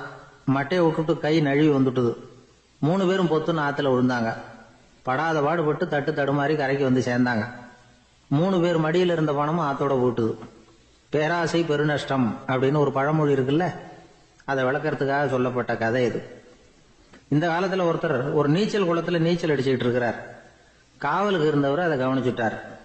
கரையிலேருந்து சத்தம் போட்டாராம், இதோ பாருங்க, இங்கே ராத்திரி 8 மணிக்கு மேலே நீச்சல் அடிக்கிறது சட்டப்படி குற்றம், அதுக்கு அனுமதி கிடையாது, தெரியாதா உங்களுக்கு அப்படின்னாராம். இதுக்கு அவரு, ஐயோ நான் நீச்சல் அடிக்க வந்தவன் இல்லைங்க, சும்மா சுற்றி பார்க்க வந்தவன், தடுமாறி குளத்தில் விழுந்துட்டேன், நீச்சல் தெரியாது, அதனால தத்தளிச்சுக்கிட்டு இருக்கிறேன் அப்படின்னு கத்துனாராம். கரையில் இருந்தவர் பார்த்தார். ஓ அப்படின்னா சரி, அதுக்கு ஒன்றும் தடையில்லை அப்படின்னு சொல்லிவிட்டு அவர் பாட்டுக்கு நடந்து போயிட்டாராம். ஒரு ஆள் இருந்தார். அவர் தன்னை ஒரு குருன்னு சொல்லிக்கிட்டார். மௌன குரு, வாயே திறக்கிறது இல்லை. அவருக்கு 2 சீடர்கள் உண்டு. இவங்க தான் வர்றவங்க கிட்ட பேசுவாங்க, விளக்கம் கொடுப்பாங்க. ஒரு நாள் இந்த சீடர்கள் 2 பேரும் எங்கேயோ வெளியில் போயிட்டாங்க. அந்த நேரம் பார்த்து ஒருத்தர் அங்கே வந்தார். குரு கிட்ட போனார். குருவே, புத்தர்னா என்னன்னு கேட்டார். குருவுக்கு ஒன்றும் புரியல. அவர் உண்மையான குருவாக இருந்தாவில் புரியும். அவர் திருன்னு முழிக்க ஆரம்பிச்சுட்டார். இந்த நேரம் பார்த்து இந்த சீடர்கள் எங்கேயோ போயிட்டாங்களே, என்ன பண்ணுறது, உதவிக்கு யாராவது கிடைக்க மாட்டாங்களா அப்படின்னு அப்படியே சுற்றி பார்க்குறார். அங்கங்கே பார்க்குறார். வந்தவர் இதை கவனிச்சார். ஏதோ புரிஞ்சுக்கிட்டவர் மாதிரி அடுத்த கேள்வி கேட்டார். தர்மம்னா என்ன சுவாமின்னார். குருவுக்கு ரொம்ப சங்கடமாக போச்சு. நம்ம நிலைமை இப்படி ஆயிட்டுதே, இக்கட்டில் மாட்டிக்கிட்டோமே அப்படின்னு நினைச்சபடியே விட்டத்தை பார்த்தார். அப்புறம் குனிஞ்சு தரைய பார்த்தார். அப்படியே உட்காந்துக்கிட்டார். வந்தவர் உடனே அடுத்த கேள்விக்கு போயிட்டார். தியானம்னா என்ன சுவாமின்னார். பாவம் என்ன பண்ணுவார் அந்த குரு, பேசாம கண்ணை கெட்டியா மூடிக்கிட்டார். இது ஏதடா வம்பா போச்சுன்னு. இவர் இப்படி பண்ணா கூட வந்தவர் சளைக்கல. இன்னொரு கேள்வியும் கேட்டார். ஆசீர்வாதம்னா என்ன அப்படின்னார். இவர் பார்த்தார், இப்படியே போனா இவர் கேள்வி கேட்கறத நிறுத்த மாட்டார் அப்படின்னு நினைச்சுக்கிட்டு எனக்கு ஒண்ணுமே தெரியாதுங்கிற பாவனையில 2 கையையும் விரிச்சு காட்டினார். வந்தவர் முகத்துல மகிழ்ச்சி, மன நிறைவு, ஏதோ எல்லாம் புரிஞ்சுக்கிட்ட ஒரு மாதிரி அங்கிருந்து புறப்பட்டு போனார். வழியில அந்த குருவோட சீடர்கள் 2 பேரையும் சந்திச்சார். உங்க குருவை தான் பார்த்துட்டு வரேன்னார். இவர் என்ன நடந்ததுன்னு கேட்டாங்க. இவர் வரமா சொல்றார், உங்க குரு எவ்வளவு பெரிய ஞானி தெரியுமா, புத்தர்னா என்னன்னு கேட்டேன், அதுக்கு அவர் அப்படியும் இப்படியும் பார்த்தார், அதுக்கு என்ன அர்த்தம் தெரியுமா, மக்கள் புத்தரை அங்கேயும் இங்கேயும் தேடுறாங்க, உண்மையில அவர் அங்கேயும் இங்கேயும் தேடி கண்டுபிடிக்க முடியாது அப்படிங்கறத அவர் செய்கை மூலம் உணர்த்தினார். அதுக்கப்புறம் தர்மம்னா என்னன்னு கேட்டேன். அவர் மேலையும் கீழையும் பார்த்து தர்மம் சமமானது, அதுல உயர்வு தாழ்வு இல்லைங்கிறத உணர்த்தினார். அதுக்கப்புறம் தியானம்னா என்னன்னு கேட்டேன். கண்ணை மூடிக்கிட்டார். கண்ணை மூடி காணுகிற அற்புதம் அது அப்படிங்கிறத புரிஞ்சுக்கிட்டேன். கடைசியா ஆசீர்வதிக்கப்படுறது பத்தி கேட்டேன்.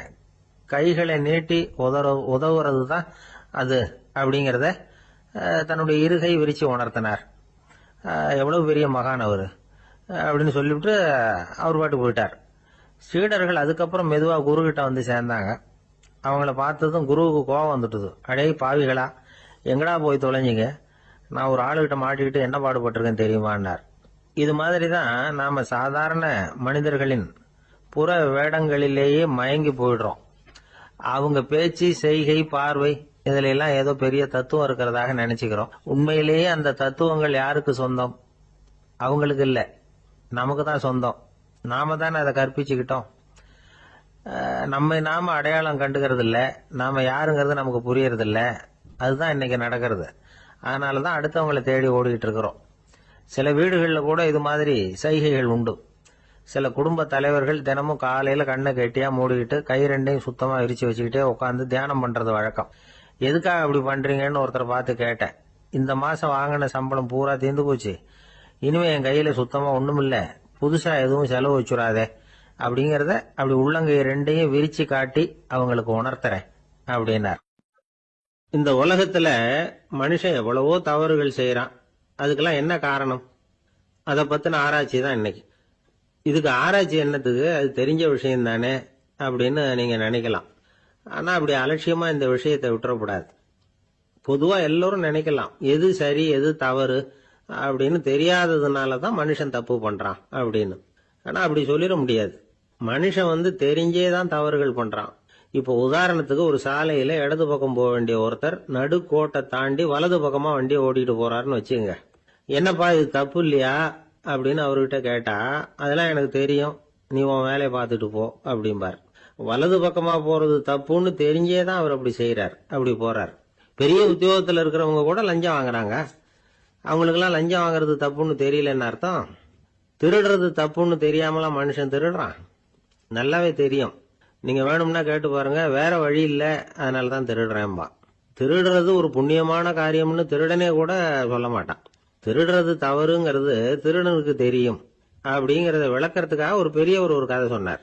அதாவது 2 திருடர்கள் 2 பேரும் சேர்ந்து ஒரு வீட்டுக்கு போய் ஒரு 10,000 ரூபாயை திருடிட்டு வந்துடுறாங்க. ஒரு காட்டு வழியா வந்துகிட்டு இருக்கிறாங்க. இன்னும் விடியல. 2 பேருக்கும் தூக்கம் கண்ணை சுத்துது. சரி, இப்படியே ஒரு மரத்தடியில படுத்து தூங்குவோம், காலையில விடிஞ்சதும் இந்த பணத்தை 2 பேரும் பங்கு போட்டுக்குவோம் அப்படின்னு முடிவு பண்றாங்க. அதே மாதிரி படுத்து தூங்குறாங்க. நடு ராத்திரியில ஒரு திருடன் முழிச்சுக்கிறான். விடிகிற வரைக்கும் காத்துக்கிட்டு இருந்தா 5,000 ரூபா தான் கிடைக்கும், இப்பவே கம்பி நீட்டினா 10,000 ரூபா கிடைக்கும் அப்படின்னு யோசிச்சு பார்த்துட்டு ஒரு முடிவுக்கு வந்தான். மெதுவா அந்த 10,000த்தையும் சுருட்டிக்கிட்டு அடுத்தவனுக்கு தெரியாம ஓடி போயிட்டான். விடியுது. அடுத்தவன் எழுந்திரிச்சு பாக்குறான். பணத்தையும் காணல, பாகஸ்தனையும் காணல. இந்த திருடன் அந்த திருடனை திட்டுறான். திருட்டு பய, அயோக்கிய பய, இப்படி அநியாயமா கிளப்பிட்டு போட்டானே அப்படிங்கிறான். இதுல இருந்து என்ன தெரியுது? தெரியாம எடுத்துக்கிட்டு போறது திருட்டு, அயோக்கியத்தனம், அநியாயம் அப்படிங்கறது இவனுக்கு தெரிஞ்சிருக்குது. அதனாலதான் அடுத்தவனை பார்த்து இப்படி திட்டுறான். அதனால தெரியாததுனால மனுஷன் தவறு பண்றான்னு சொல்றது சரியில்லை. அப்படின்னா மனுஷன் பண்ற தவறுகளுக்கு உண்மையான காரணம் தான் என்ன? இதே சந்தேகம் அர்ஜுனனுக்கும் வந்துதான். அதனாலதான் அவன் பகவானை பார்த்து கேக்குறான். மனுஷன் தன் விருப்பத்துக்கு விரோதமா ஏதோ ஒரு சக்தியினால பலாத்காரமா இழுக்கப்பட்டது மாதிரி பாவம் பண்றானே, அந்த சக்தி என்ன அப்படின்னு கேக்குறான். இதுக்கு பகவான் பதில் சொல்றார். காமமும் குரோதமும் தான் அந்த சக்திகள், அதாவது ஆசையும் சினமும். இது ரெண்டும் உன்னுடைய எதிரிகள் அப்படிங்கறத புரிஞ்சுக்கோ அப்படிங்கிறார். இன்னமும் நுணுக்கமா பார்த்தா காமத்தினுடைய மறு உருவங்கள் தான் குரோதமும் லோபமும். ஆசை நிறைவேறலன்னா குரோதம், அதாவது கோபம். ஆசை நிறைவேறிட்டதுன்னா லோபம், அதாவது பேராசை. பாவத்தை கண்ட்ரோல் பண்ணணும்னா அதுக்கு மெயின் சுவிட்ச் எது அப்படிங்கறது இப்பதான் தெரியுது. அதுக்கு மனுஷன் தெரிஞ்சே தான் தவறு பண்றான் அப்படின்னு பேசிக்கிட்டோமே. அதுக்கு ஒரு உதாரணம். ஒரு ஆளு ஹோட்டல்ல சாப்பிட போனான். சாப்பிட்டு முடிச்சான். எழுந்திரிச்சு முதலாளி கிட்ட பில்ல கொடுத்தான். காசை கொடுக்கல. முதலாளி பணம் கொடுன்னு கேட்டார். இவன் என்கிட்ட பணம் இல்லைன்னா. முதலாளி கொஞ்சம் கூட அலட்டிக்கல. உள்ள இருந்து ஒரு ஆளை கூப்பிட்டார். இவனை கூப்பிட்டுட்டு போய் இட்லி மாவு ஆட்ட சொல்லுனார். இவனும் கவலைப்படாம உள்ள போயிட்டான். அப்போ அழைச்சிட்டு போற ஆளு கேக்குறான், ஏன் சார் சாப்பிடுறதுக்கு முன்னாடி காசு இல்லைங்கிறது உங்களுக்கு தெரியாதா அப்படின்னு கேக்குறான். தெரியும், காசு இல்லைங்கிறதும் தெரியும், காசு இல்லாம சாப்பிட்டா மாவாட்டணுங்கிறதும் தெரியும் அப்படின்னா அந்த ஆள். அப்படின்னா நீங்க உங்க வீட்லயே சாப்பிட்டு இருக்கலாமே அப்படின்னு கேக்குறான் அவன். அதுக்கு இவர் சொல்றாரு, அது எப்படி, அங்க சாப்பிட்டாலும் நான் இதே வேலையை தானே செய்ய வேண்டியிருக்கும் அப்படின்னாராம். நமக்கு முன்னாடி நமக்கு வேண்டிய ஒருத்தர் ஒரு கிளாஸ்ல நமக்கு பழச்சாறு கொண்டாந்து வைக்கிறாருன்னு வச்சுங்க.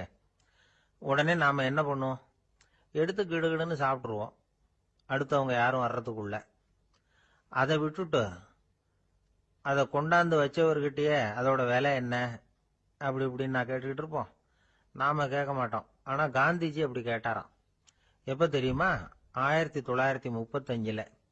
அந்த வருஷம் மே மாசத்துல ஒரு நாள் காந்திஜி டெல்லியில இருக்கிறார். அப்ப அவருக்கு 2 டம்ளர் மாம்பழச்சாறு கொண்டாந்து கொடுக்குறாங்க. அதை வாங்குறார். இதோட விலை என்ன அப்படின்னு கேட்டார் காந்திஜி. யாருகிட்ட கேட்டாருன்னா மனுபென் காந்தி கிட்ட கேட்கிறார். அவங்க தான் கொண்டாந்து கொடுக்குறாங்க. காந்திஜிக்கு உதவி செய்யறதுக்காக அவர் கூடவே இருந்தவங்க அவங்க கிட்ட தான் கேட்கிறார். காந்திஜி சும்மா வேடிக்கைக்காக இப்படி கேட்கிறாருன்னு நினைச்சுட்டாங்க அந்த அம்மா. அதுவும் இல்லாம அதோட விலையை கேட்டா காந்திஜி நிச்சயமா அதை சாப்பிட மாட்டார் அப்படிங்கிற பயம் வேற. அதனால அந்த அம்மா பதில் எதுவும் சொல்லாம கம்முன்னு இருந்துட்டாங்க. கொஞ்ச நேரம் ஆச்சு. அந்த பழச்சாறு வச்ச இடத்துல அப்படியே இருக்குது, வச்ச இடத்துல வச்சபடியே இருக்கு. காந்திஜி அதை சாப்பிடவே இல்லை. மனுபென் காந்தி பார்த்தாங்க. மெதுவா காந்திஜி கிட்ட போய் அதை சாப்பிடுங்களேன் அப்படின்னாங்க. பழச்சாறு விலை என்னன்னு கேட்டேன், அதுக்கு பதில் இல்லை. அது முதல் தப்பு. பதிலை எதிர்பார்த்திருந்தும் அதை பத்தி விசாரிக்கல, அது 2வது தப்பு. இப்படி 2 தப்புகளை பண்ணிவிட்டு என்கிட்ட வந்து இதை சாப்பிடுங்கன்னு சொன்னா அது எப்படி அப்படின்னு கேட்டாராம் காந்திஜி. மனுபென் காந்தி என்ன சொல்றதுன்னு தெரியாம திகைச்சு போய் நின்றுகிட்டு இருந்தாங்க. காந்திஜி தொடர்ந்து சொன்னாராம், இப்ப என் முன்னாடி வச்சிருக்கிற இந்த பழச்சாறு விலை சுமாரா ஒரு அரை ரூபாயாவது இருக்கும். அது அந்த காலத்து மதிப்பு. இந்த பழச்சாறு இல்லாம கூட என்னால இருக்க முடியும். ஆனா அவசியமான பொருள்களை வாங்கறதுக்கு கூட சக்தி இல்லாத மக்கள் இந்த நாட்டில் நிறைய பேர் இருக்கிறாங்க. அப்படி இருக்கிறப்போ எனக்கு என்னத்துக்கு இந்த விலை உயர்ந்த பானம்? இதை இப்ப நான் சாப்பிட்டா என் உடம்பு வேணும்னா ஆரோக்கியமாகலாம், ஆனா என் மனசு அமைதி அடையாது. எனக்கு என்னுடைய உடல் ஆரோக்கியத்தை விட மன ஆரோக்கியம்தான் முக்கியம். அதனால இதை நான் சாப்பிட மாட்டேன், எடுத்துட்டு போயிடு அப்படின்னாராம். அந்த சமயத்துல ஒரு அகதி பொண்ணு 2 குழந்தைகளோட காந்திஜியை பார்க்கறதுக்காக வந்தது. வணக்கம் சொல்லிச்சு. காந்திஜி உடனே தனக்கு முன்னாடி இருந்த பழச்சாற்றை எடுத்து அந்த பொண்ணுகிட்டையும் குழந்தைகள்கிட்டையும் கொடுத்து சாப்பிட சொன்னார். அவங்க அதை வாங்கி ரொம்ப சந்தோஷத்தோட சாப்பிட்டாங்களாம். அதை பார்த்த காந்திஜி முகத்துல ஒரு புன்னகை, ஒரு பரவசம், ஒரு திருப்தி. அவர் மனசு நிறைஞ்சி இருந்தது. அப்போ அவர் சொன்னாராம், ஆண்டவன் எனக்கு எப்பவும் சரியான சமயத்துல கை கொடுப்பாருங்கிறது அதுக்கு இதுதான் அத்தாட்சி. நான் ஒரு இக்கட்டான சூழ்நிலையில இருக்கிறப்ப கூட கடவுளின் கருணையால அந்த சூழ்நிலை என்னை பாதிக்கல. என் கூட இவ்வளவு நாள் பழகியும் கூட இங்க இருக்கிறவங்க எனக்கு அதிக விலை உள்ள பழரசத்தை கொடுத்தாங்க. ஆனா சரியான நேரத்துல அதை சாப்பிட வேண்டியவங்களை என்கிட்ட அனுப்பி வச்சு என்ன சந்தோஷப்படுத்தினார் கடவுள், அவருக்கு நன்றி அப்படின்னாராம் மகாத்மா காந்தி. உடல் ஆரோக்கியத்தை விட மன ஆரோக்கியம்தான் எனக்கு முக்கியம்னு சொன்னார் பாருங்க. அதை நாம எல்லாரும் மனப்பூர்வமா இன்னைக்கு சிந்திச்சு பார்க்கணும். இந்த காலத்துல எல்லாரும் அப்படியா நினைக்கிறாங்க? எனக்கு தெரிஞ்ச ஒருத்தர் இருந்தார். தினமும் காலையில ஒரு காபி சாப்பிட உட்கார்ற நேரத்துல பக்கத்து வீட்டுக்காரர் வந்து சேருவார் கரெக்டா. உடனே அவரும் தனக்குன்னு வந்திருக்கிற காப்பியை எடுத்து மனப்பூர்வமா பக்கத்து வீட்டுக்காரர்கிட்ட கொடுத்துருவார். அதுக்கப்புறம் அவருக்காக வேற காப்பி போட்டு கொண்டாந்து கொடுத்தாலும் வேண்டான்னு சொல்லிடுவார். ஆண்டவனா பார்த்து சரியான நேரத்துல அவரை எங்க வீட்டுக்கு தினமும் அனுப்பி வைக்கிறார் அப்படிம்பார். ஏன் அப்படி சொல்றீங்க அப்படின்னு கேட்டோம் ஒரு நாள். அதுக்கு அவர் சொல்றார், எனக்கு என்னோட உடல் ஆரோக்கியம்தான் முக்கியம். இத கடவுள் புரிஞ்சுக்கிட்டு எங்க வீட்டு காப்பியை சாப்பிடுறதுக்கு தினமும் அடுத்த வீட்டுக்காரனை அனுப்பி வைக்கிறார் அப்படின்னார். உங்க பையன் எப்படி சார் இருக்கான் அப்படின்னு விசாரிச்சார் ஒருத்தர். அவன் என்ன சார், எதை சொன்னாலும் காதுல வாங்க மாட்டேங்கிறான், அவன் பாட்டுக்கு போறான் வர்றான் அப்படின்னு சொல்லி அழுத்துக்கிட்டார் அப்பா. பெரியவங்க சொல்றதை சின்ன பிள்ளைங்க கேட்கறது இல்லைங்கிறது ஒரு குறை. பெரியவங்க சொல்றது சின்ன பிள்ளைங்க காதுலயே விழறது இல்லைங்கிறது ஒரு குறை. இது கொஞ்சம் சீரியஸான விஷயம், கவனிச்சு பார்க்கணும். ஒரு குழந்தைக்கு காது சரியா கேக்குதா இல்லையா அப்படிங்கறத நாம தான் கவனிச்சு பார்த்து கண்டுபிடிக்கணும். அதுவா நம்ம கிட்ட தவழ்ந்து வந்து, அப்பா எனக்கு காது கேட்கல, அழைச்சிட்டு போங்க டாக்டர் கிட்ட அப்படின்னுலாம் சொல்லிட்டு இருக்காது. அது சரி, ஒரு குழந்தைக்கு காது சரிவர கேக்குதா இல்லையா அப்படிங்கறத முன்கூட்டியே நாம தெரிஞ்சுக்கிறது எப்படி? அதுக்கு சில வழி இருக்கு. உங்க குழந்தைய கொஞ்சம் அப்படியே கவனிச்சு பாருங்க. அடிக்கடி ஜலதோஷம், காதுல அரிப்பு ஏற்படுதா, மூக்கு விரிவாகவும், அப்புறம் டான்சில், அடினாய்டு, சத அழற்சி, இது மாதிரி ஏதாவது இருக்கா, வாயிலிருந்து எச்சில் ஒழுகுதா, குழந்தை வாயினால சுவாசிக்குதா, பற்கள் முன்னாடி தள்ளி வளருதா, இதெல்லாம் அதுக்கு அறிகுறி. அப்புறம் இந்த V, B, D, F, DH இப்படி இந்த ஒலிகள் சேர்ந்த வார்த்தைகளை குழந்தை சரியா புரிஞ்சுக்காது. இப்போ உதாரணத்துக்கு பட்டுன்னு சொல்லு குழந்தை அப்படின்னீங்கன்னா அது கட்டுன்னு சொல்லும். அதாவது பட்டு சவுண்டை அதால புரிஞ்சுக்க முடியல. அப்புறம் உங்க குழந்தை உங்களை உறக்க பேச சொல்றானா, அடிக்கடி கேள்வி கேட்கறானா, சாப்பிடுறப்போ கவனம் இல்லாம இருக்கானா, படிப்புல போதுமான முன்னேற்றம் இல்லையா, வகுப்புல சரியா கவனிக்கிறது இல்லையா, இப்படிலாம் இருந்தா ஆரம்பத்திலேயே டாக்டர் கிட்ட அழைச்சிட்டு போய் சிகிச்சையை ஆரம்பிச்சுடலாம், குணப்படுத்தி விடலாம். குழந்தைக்கு காது சரியா கேட்கலன்னா நீங்க செய்ய வேண்டியது என்ன தெரியுமா? அவனுக்கு காது கேட்கலங்கிறதுக்காக அவன் முன்னாடி சத்தம் போட்டு பேசக்கூடாது. மெதுவா சீரா பேசணும், அவனை பார்த்து பேசணும். உங்க உதட்டு அசைவுகள் அவனுக்கு உதவும், அதை பார்த்தே புரிஞ்சுக்குவான். நீங்க வாயில வெத்தலை பாக்கு போட்டுக்கிட்டோ புகை பிடிச்சிக்கிட்டோ பேசக்கூடாது. அப்படி பேசினா அவனால அந்த உச்சரிப்பை சரியா புரிஞ்சுக்க முடியாது. ஒரு வார்த்தையை சொல்றீங்க, அவனுக்கு புரியல அப்படின்னா அதே வார்த்தையை மறுபடியும் சொல்லணும். அவனுக்கு நீங்க முதல்ல சொன்ன வார்த்தை புரியலன்னு நினைச்சுக்கிட்டு மறுபடியும் திருப்பி சொல்றப்போ அதே அர்த்தம் வரக்கூடிய வேற வார்த்தையை சொல்லக்கூடாது. இப்படிலாம் நடந்துகிட்டா அவனுக்கு மன திடத்தை ஏற்படுத்த முடியும். இல்லைன்னா அவனுக்கு தாழ்வு மனப்பான்மை வந்துடும். குழந்தைக்கு காது கோளாறுன்னா ஆரம்பத்திலேயே டாக்டர் கிட்ட அழைச்சிட்டு போனா போதும், குணப்படுத்தி விடலாம். அப்புறம் பார்த்துக்கலாமே அப்படின்னு அலட்சியமா இருந்துட்டாதான் கஷ்டம். சில பேர் கோபத்துல சின்ன பிள்ளைங்க காதை பிடிச்சி திருகிறது உண்டு. இது ரொம்ப தப்பு. காது கையோட வந்துட்டா என்ன பண்றது? ஒரு வேடிக்கை கதை, அது கதை தான், நிஜமா நடந்தது இல்லை, அது மாதிரி நடக்கும் நடக்காது, ஒரு வேடிக்கைக்காக சொல்லப்படுற கதை. அதாவது ஒரு வீட்டில் அப்பா அம்மாவை பார்த்து சொல்லிட்டு இருக்கார், இதை பாரு, நாளைக்கு காலையில் என்னை சீக்கிரம் எழுப்பி விட்டுரு, நான் செங்கல்பட்டு வரைக்கும் போயிட்டு வர வேண்டியிருக்கு அப்படின்னாராம். இதை அவங்க பையன் காதில் வாங்கிட்டு இருக்கான். அப்பாவுக்கு சிரமம் வேண்டாமே அப்படின்னு நினைச்சு அவனே காலையில யாருக்கும் தெரியாம எழுந்திருச்சு புறப்பட்டு செங்கல்பட்டுக்கு போட்டான். சாயந்தரமா திரும்பி வந்தான். அப்பா பையனை காணாம அலமோதிக்கிட்டு இருக்கிறார். சாயந்தரமா பையனை பார்த்ததும் எங்கடா போயிட்டு வந்தேன்னு கேட்டார் கோவமா. செங்கல்பட்டுக்கு போயிட்டு வந்தேப்பா, நீ வீணா அலைய வேண்டாமேன்னு அப்படின்னா. எதுக்கடா போனேன்னு அதட்டினார். அதான்ப்பா, நீ நேற்று அம்மா கிட்ட சொல்லிக்கிட்டு இருந்த, அதை காதில் வாங்கினேன், உனக்காக நான் போயிட்டு வந்தேன் அப்படின்னா. உடனே எந்த காதில் வாங்கினேன் அப்படின்னு சொல்லி காதை பிடிச்சி திருகுனார். அந்த காது கையோட வந்துட்டுது.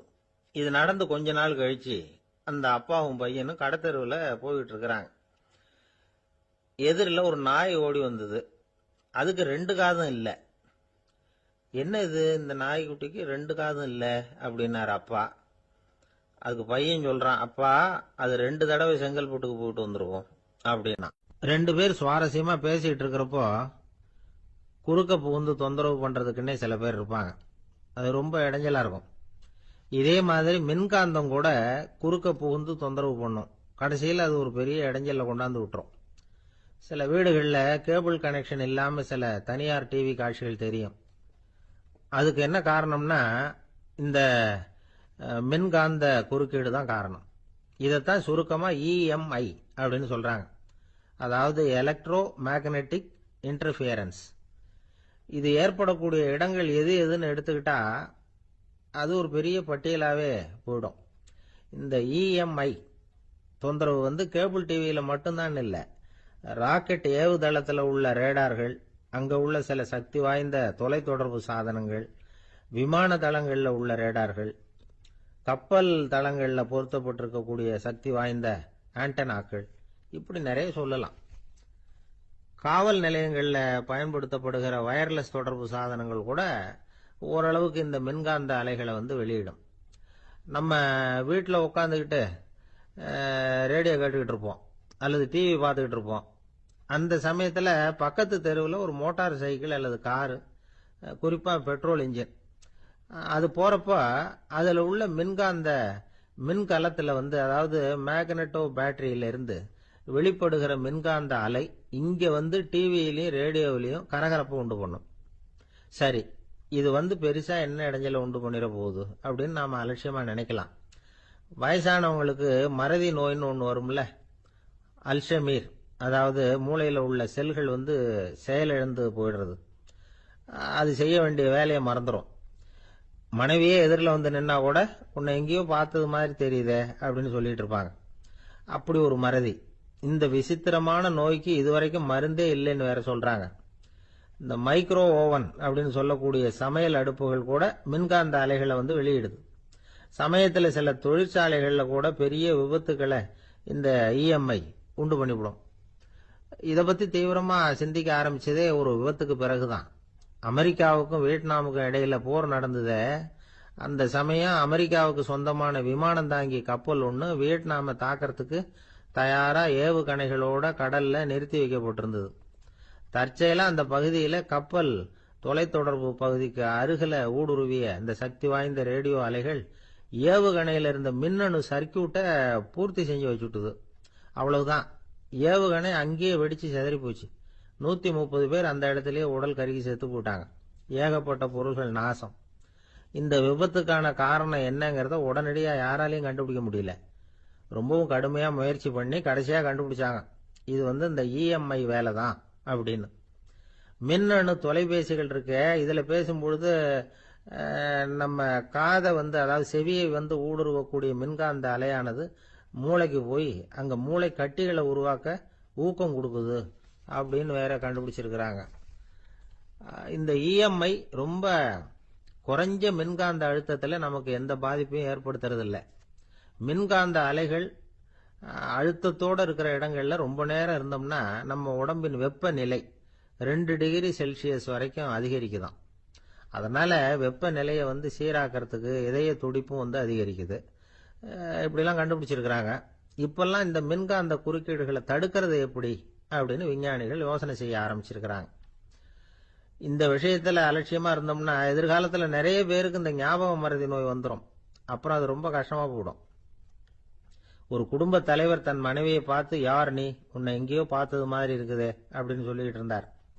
உடனடியாக அவரை போய் பார்த்தேன். வாங்க டாக்டர்கிட்ட போகலாம் அப்படின்னு. அவர் என்னை தனியாக அழைச்சிட்டு போய் காதோட காதா மெதுவாக சொல்றார், இதை பார்ப்பா, என் கையில் பணம் இல்லாத போகலாம், அப்படி மறதி நோய் வந்துட்டது மாதிரி நடிச்சுக்கிட்டு இருப்பேன், அவ்வளவுதான், அதை நீ கண்டுக்காத அப்படின்னார். ஒரு பூங்கா, அங்க ஒருத்தர் நின்றுட்டு இருக்கிறார். நின்றுகிட்டே ஏதோ ஆழ்ந்த யோசனையில் இருக்கிறார். அந்த பக்கமா இன்னொருத்தர் வந்தார். இவரை கவனிச்சார். என்ன யோசனைன்னு கேட்டார். எப்படி எழுந்திருக்கிறதுன்னு யோசனை பண்ணிட்டு இருக்கிறேன்னாரு அவர். கேட்டவருக்கு ஒரு மாதிரி ஆயிட்டது. ஏற்கனவே நின்றுகிட்டு இருக்கிற ஒருத்தர் எப்படி எழுந்திருச்சு நிக்கிறதுன்னு யோசிக்கிறாருன்னா அது ஆச்சரியம் தானே. அதுக்கப்புறம் இவர் யோசிக்க ஆரம்பிச்சார், என்ன இவர் இப்படி பேசுறாரு அப்படின்னு. கீழே விழுந்தாதானே எழுந்திருச்சு நிக்க முடியும். அதனால எழுந்திருக்கணும்னு நினைக்கிறவங்க முதல்ல கீழே விழணும். இவர் முதல்ல கீழே விழணும், அதுக்கப்புறம் தான் எழுந்திருக்கிறது எப்படின்னு சிந்திக்க முடியும். இந்த உலகத்துல எல்லாருமே கீழே விழுந்து எழுந்தவர்கள் தான். இப்ப இந்த குழந்தை பருவத்துல கீழே விழாம நடைபயில கற்றுக்கிட்டவங்க யாராவது உண்டா? சின்ன வயசுல ஒரு தடவை கூட கீழே விழல சார், அப்படியே பிறந்தார் வளர்ந்தார் பெரியவர் ஆயிட்டார் அப்படின்னு யாரையும் சொல்ல முடியாது. அதனால மனுஷங்கிறவன் விழுந்து புரண்டு எழுந்துதான் நடக்க கத்துக்கிறான். ஒரு உண்மையை நாம எல்லாரும் புரிஞ்சுக்கணும். இந்த உலகத்துல தவறு செய்யாத மனிதர்களே யாரும் கிடையாது. அப்படி இருக்கிறப்போ எப்போதாவது நாம தவறு பண்ணிவிட்டோம்னா அதுக்காக மனசு உடைஞ்சு போயிடக்கூடாது, வாழ்க்கையில வெறுப்பு வந்துடக்கூடாது. ஒரு தவறு நடந்துட்டுதா அதுக்காக மனசு உடைஞ்சு போடாதீங்க, அதை ஒரு பாடமா எடுத்துக்கங்க. அதே தவறு மறுபடியும் நடக்காம வேணும்னா பாத்துக்கலாம், அது போதும். தடைக்கல்ல படிக்கல்லாம் மாத்திக்கணும். இதுதான் இதுல முக்கியம். ஒரு அலுவலகம், அங்க ஒரு அதிகாரி, அவர் உயர்ந்த பதவியில் இருந்தார், சிறந்த நிர்வாகின்னு பேர் வாங்கினவர். அவர் தனக்கு கீழே வேலை செய்யறவங்க கிட்ட எல்லாம் சொல்லுவாராம், இந்த நிறுவனத்துல நீங்க எத்தனை தடவை வேணும்னாலும் தவறுகள் செய்யலாம், ஆனா ஒரே விஷயம் என்னன்னா ஒரே தவறை மறுபடியும் செய்யக்கூடாது, அது முக்கியம் அப்படின்பாராம். இத மேம்போக்கா பார்த்தா அவர் ஏதோ தன்னுடைய ஊழியர்களை தவறு செய்ய தூண்டுறது மாதிரி தெரியும். ஆனா உண்மை அப்படி இல்லை. இன்னைக்கு என்ன நடக்குது தெரியுமா? அநேகமா எல்லா மனிதர்களுமே ஒரே தவறை தான் மறுபடியும் மறுபடியும் செய்யறாங்க. விளையாட்டு வீரர்கள் ஒரே மாதிரியான தவறுகளை திரும்ப திரும்ப செய்யறது உண்டு. கணக்கு எழுதுறவங்கள பாருங்க, ஒரே தப்ப மறுபடியும் மறுபடியும் செய்வாங்க. அலுவலகம் வருகிறவர்களை கவனிங்க, ஒரு நாள் தாமதமா வந்தா பரவாயில்ல, தினமும் தாமதமா வருவாங்க. இது மாதிரி செய்த தவறையே திரும்ப திரும்ப செய்யறதுக்கு என்ன காரணம் அப்படின்னா, சோம்பல், ஞாபக மறதி, கவனக்குறைவு, தன்னுடைய திறமை பேர்ல அளவுக்கு மீறிய நம்பிக்கை, இப்படி இதுல ஏதாவது ஒரு காரணமா இருக்கலாம் அப்படிங்கிறாங்க இது பற்றி ஆய்வு செய்கிற வல்லுநர்கள். ஒரு தடவை செஞ்ச தவிர மறுபடியும் செய்யறது இல்லைன்னு முடிவு செஞ்சுக்கிட்டு அதை செயல்படுத்த கத்துக்கணும். அது போதும், வாழ்க்கை வெற்றிகரமா அமையும் அப்படிங்கிறாங்க அந்த அனுபவசாலிகள். அதனால வெற்றிகரமா வாழ்க்கையில நடைபோட விரும்பும் இளைஞர்கள் தவிர்க்க வேண்டியது என்னன்னா, முதல்ல சோம்பலை தவிருங்கள், சுறுசுறுப்பாக இயங்குங்கள் அப்படிங்கறது அவங்க அறிவுரை. ரெண்டாவது ஞாபக மறதி, எந்த செயல்லையும் ஈடுபாடு வேணும், அக்கறை வேணும். மூணாவது கவனக்குறைவு, எதையும் அலட்சியப்படுத்தக்கூடாது. நாலாவது என்னால முடியாதது எதுவுமே கிடையாது அப்படிங்கிற அளவுக்கு மீறிய நம்பிக்கை, அது ஆபத்துல கொண்டு போய் விட்டுரும். அதனால முதல் தவறு உங்களுக்கு ஒரு பாடமா அமையணும். ஒரு மனிதர், அவர் தன்னுடைய 2 காதுலையும் கட்டு போட்டுக்கிட்டு வந்தார். அவருடைய நண்பர் அதை கவனிச்சுட்டார். என்ன சார் ஆச்சு, 2 காதுலையும் கட்டு போட்டுருக்கீங்களே அப்படின்னு விசாரிச்சார். ஒண்ணுமில்ல சார், வீட்டுல ரொம்ப ஆர்வமா டிவியில கிரிக்கெட் மேட்ச் பார்த்துக்கிட்டு இருந்தேன். அப்போ என்னுடைய மனைவி துணிகளுக்கு அயன் பண்ணிட்டு இருந்தாங்க. அயன் பாக்ஸை அப்படியே வச்சுட்டு அடுப்பங்கரைக்கு போயிட்டாங்க. அந்த சமயம் பார்த்து டெலிபோன் பண்ணி அடிச்சுது. அவசரமா ஓடி போய் அதை எடுத்து காதுல வச்சேன். அப்பதான் தெரியும் அது அயன் பாக்ஸுங்கிற விஷயம். சூடா இருந்ததா, சுட்டு விட்டுது அப்படின்னார். ஒரு காது சரி சார், 2 காதும் ஏன் அப்படி ஆச்சு அப்படின்னு கேட்டார். அதே ஆளு மறுபடியும் போன் பண்ணா சார் அப்படின்னாரு இவர் எவ்வளவு தூரம் யோசிச்சிருப்பாரு பாருங்க. அதனால ஒரு தவறு மறுபடியும் நடக்கக்கூடாது. முதல் தவறு உங்களுக்கு ஒரு பாடமாக அமையட்டும் அப்படிங்கிறது தான் இதுல இருந்து நாம தெரிந்து கொள்ள வேண்டிய கருத்து. அதனால தவறுகள் அதெல்லாம் தடைக்கெல்லாம் நினைக்க வேண்டாம், படிக்கெல்லாம் நினைப்போம். அப்படி நினைச்சோம்னா வாழ்க்கையில வெற்றி நிச்சயம். ஒரே ஒரு ஊர், அந்த ஊருக்கு பேரு கொடையாளிப்பட்டி. அந்த பேருக்கு தகுந்த மாதிரி தான் அந்த ஊர் மக்களும். யார் என்ன கேட்டாலும் இல்லைன்னு சொல்லாம கொடுப்பாங்க. கொடையாளிகள் நிறைந்த ஊர். இனாமா மட்டும் இல்ல, கடனாவும் பணம் கொடுப்பாங்க. யாருக்காவது அவசரமா பணம் தேவைப்பட்டதுன்னு வச்சுக்கோங்க, அந்த ஊருக்கு போய் வாங்கிக்கலாம். பத்திரம் தேவையில்லை, சாட்சி தேவையில்லை, ஜாமீன் தேவையில்லை, எந்த உத்தரவாதமும் கேட்காம பணம் கொடுத்துருவாங்க. நம்மால் ஒருத்தனுக்கு பணம் தேவைப்பட்டது, சொந்த பந்தம்லாம் கேட்டு பார்த்தா யாரும் கொடுக்கற வழியா தெரியல. எல்லாரும் அவங்கவுங்க சௌரியத்தை பாக்குறவங்க, அடுத்தவங்க சௌரியத்தை பத்தி கவலைப்படாதவங்க. இவன் எல்லாரையும் கேட்டு பார்த்துட்டு சோர்ந்து போய் உக்காந்துட்டான். அந்த நேரம் தான் கொடையாளிப்பட்டியை பத்தி கேள்விப்பட்டான். அப்படி ஒரு ஊர் இருக்கிறது தெரிஞ்சதும் அந்த ஊருக்கு வழி கேட்டுக்கிட்டு ஒரு நாள் புறப்பட்டு போனான். வயல்காட்டு வழியா போக வேண்டியிருந்தது. மெதுவா நடந்து ஊர் எல்லைக்கு வந்துட்டான். 2 பக்கமும் விவசாய வேலைகள் மும்முரமா நடந்துகிட்டு இருக்குது. ஏறு உழுதுகிட்டு இருக்கிறாங்க. அப்ப அங்க ஒரு ஆளை பாம்பு கடிச்சுட்டுது. பக்கத்துல வேலை செஞ்சுக்கிட்டு இருந்தவங்க ஓடி வந்தாங்க. அவசரமா செய்ய வேண்டிய முதல் உதவியெல்லாம் செஞ்சு பார்த்தாங்க, பலன் இல்லை. அந்த ஆள் செத்து போட்டான். அவன் செத்து விட்டான்னு தெரிஞ்சதும் அவனை தூக்கி வரப்பு மேல போட்டுட்டு எல்லாரும் அவங்கவுங்க வேலையை கவனிக்க ஆரம்பிச்சிட்டாங்க. அங்க ஒரு ஆளு இவனை பார்த்து சொன்னான், ஐயா, நீங்க போற வழியில இவன் சொந்தக்காரன், இவனுக்கு சோறு கொண்டுகிட்டு வருவான், இவன் இங்க செத்துட்டான்னு அவன்கிட்ட சொல்லிவிடுங்க அப்படின்னா. இவனுக்கு ரொம்ப ஆச்சரியம். என்னடா இது, பாம்பு கடிச்சுட்டுதுன்னதும் பதறி அடிச்சுக்கிட்டு ஓடி வந்தாங்க, செத்துட்டான்னதும் பேசாம தூக்கி போட்டுட்டு போயிட்டாங்க அப்படின்னு நினைச்சுக்கிட்டே நடந்து போறான். எதிரில் சோறு கொண்டுகிட்டு ஒரு ஆள் வந்தான். இவன் விவரத்தை சொன்னான். அங்க உங்க சொந்தக்காரன் பாம்பு கடிச்சு செத்து போட்டான் அப்படின்னா. அவன் கொஞ்ச நேரம் அமைதியா நின்னான். அதுக்கப்புறமா அங்கேயே வரப்புல உட்காந்து கொண்டுகிட்டு வந்த சோத்தை தானே சாப்பிட்டு முடிச்சான். பேசாம எழுந்திரிச்சு திரும்பி போயிட்டான். கொஞ்சம் கூட பதறல, அழல. இப்படியும் ஒரு ஊரா அப்படின்னு நினைச்சு ஆச்சரியப்பட்டுக்கிட்டே இவன் ஊருக்குள்ள போனான். ஒரு பெரிய மனுஷனை பார்த்து பணம் கேட்டான். அவரும் இவனோட பேரையும் ஊரையும் மட்டும் விசாரிச்சுக்கிட்டு தேவையான பணத்தை கொடுத்துட்டார். பணத்தை வாங்கிட்ட பிறகு தன்னுடைய மனசை அரிச்சுக்கிட்டு இருந்த அந்த விஷயத்தை பத்தி கேட்டான். ஐயா, வழியில ஒருத்தன் செத்துட்டான், அவனை அப்படியே தூக்கி வரப்புல போட்டுட்டு எல்லாரும் வயல்வெளி வேலைகளை பார்த்துக்கிட்டு இருக்கிறாங்களே அப்படின்னா. இதுக்கு அந்த பெரியவர் சொன்னார், ஆமா அப்படித்தான் செய்வோம், வேலை முடிஞ்சு வீட்டுக்கு திரும்புறப்போ அவனை தூக்கிட்டு வந்து அடக்கம் பண்ணிடுவோம் அப்படின்னார். ரொம்ப ஆச்சரியமா இருக்கு அப்படின்னா. ஏன் உங்க ஊர்ல யாராவது செத்துட்டா என்ன பண்ணுவீங்க அப்படின்னு கேட்டார். என்ன இப்படி கேக்குறீங்க, எங்க ஊர்ல எல்லாம் பணத்தை தூக்க விட மாட்டாங்க, ஒப்பாரி வைப்பாங்க, கட்டி புரண்டு அழுது புலம்பி தீத்துருவாங்க அப்படின்னா. இவன் பெரியவர் பார்த்தார், அவங்கிட்ட கொடுத்த பணத்தை லபக்குன்னு பறிச்சுக்கிட்டார், திருப்பி வாங்கிட்டார். இவன் பதறி போய் நிக்கிறான். அவரு சொன்னார், பணத்தையே விட மாட்டேன்னு கட்டுப்பிடிச்சு அழுதா நான் கொடுத்த பணத்தை மட்டும் எப்படி திருப்பி கொடுக்க போற, போயிட்டு வா அப்படின்னு விரட்டி விட்டாராம். இந்த கதையை நண்பர் ஒருத்தர் சொன்னார். கதை வேடிக்கையா தெரிஞ்சா கூட இதுல கருத்து உண்டு. பணம் பிணம் இது ரெண்டையுமே விடுறதுக்கு அவ்வளவு சுலபமா மனம் வர்றதில்லை. இந்த ரெண்டு விஷயங்கள்லயும் அறிவார்ந்த செயல்பாடு தேவை. ஒரு பேருந்து மரத்துல மோதி விட்டது, எல்லாரும் அடிபட்டு முனைகிட்டு கிடக்குறாங்க. டிரைவர் கண்டக்டர் இவங்களுக்கும் அடி, அவங்களும் ஒரு பக்கம் கிடக்குறாங்க. ஒரு மூலையில கிடக்கிற ஒருத்தன் மெதுவா முக்கி முனகி கண்டக்டர்னு சத்தம் போடுறான். கண்டக்டர் மெதுவா நகர்ந்து அவங்கிட்ட போய் என்னன்னு விசாரிக்கிறார். அவன் ரொம்ப சிரமப்பட்டு வாயை திறந்து ஒரு 15 காசு சில்லற பாக்கி அப்படின்னானா. ஒருத்தர் இருக்கார், நல்ல உத்தியோகத்துல தான் இருக்கிறார், ஆனா எப்ப பார்த்தாலும் முகத்தை வெறுப்பா வச்சிருப்பார், அப்படியே வருவார் போவார்.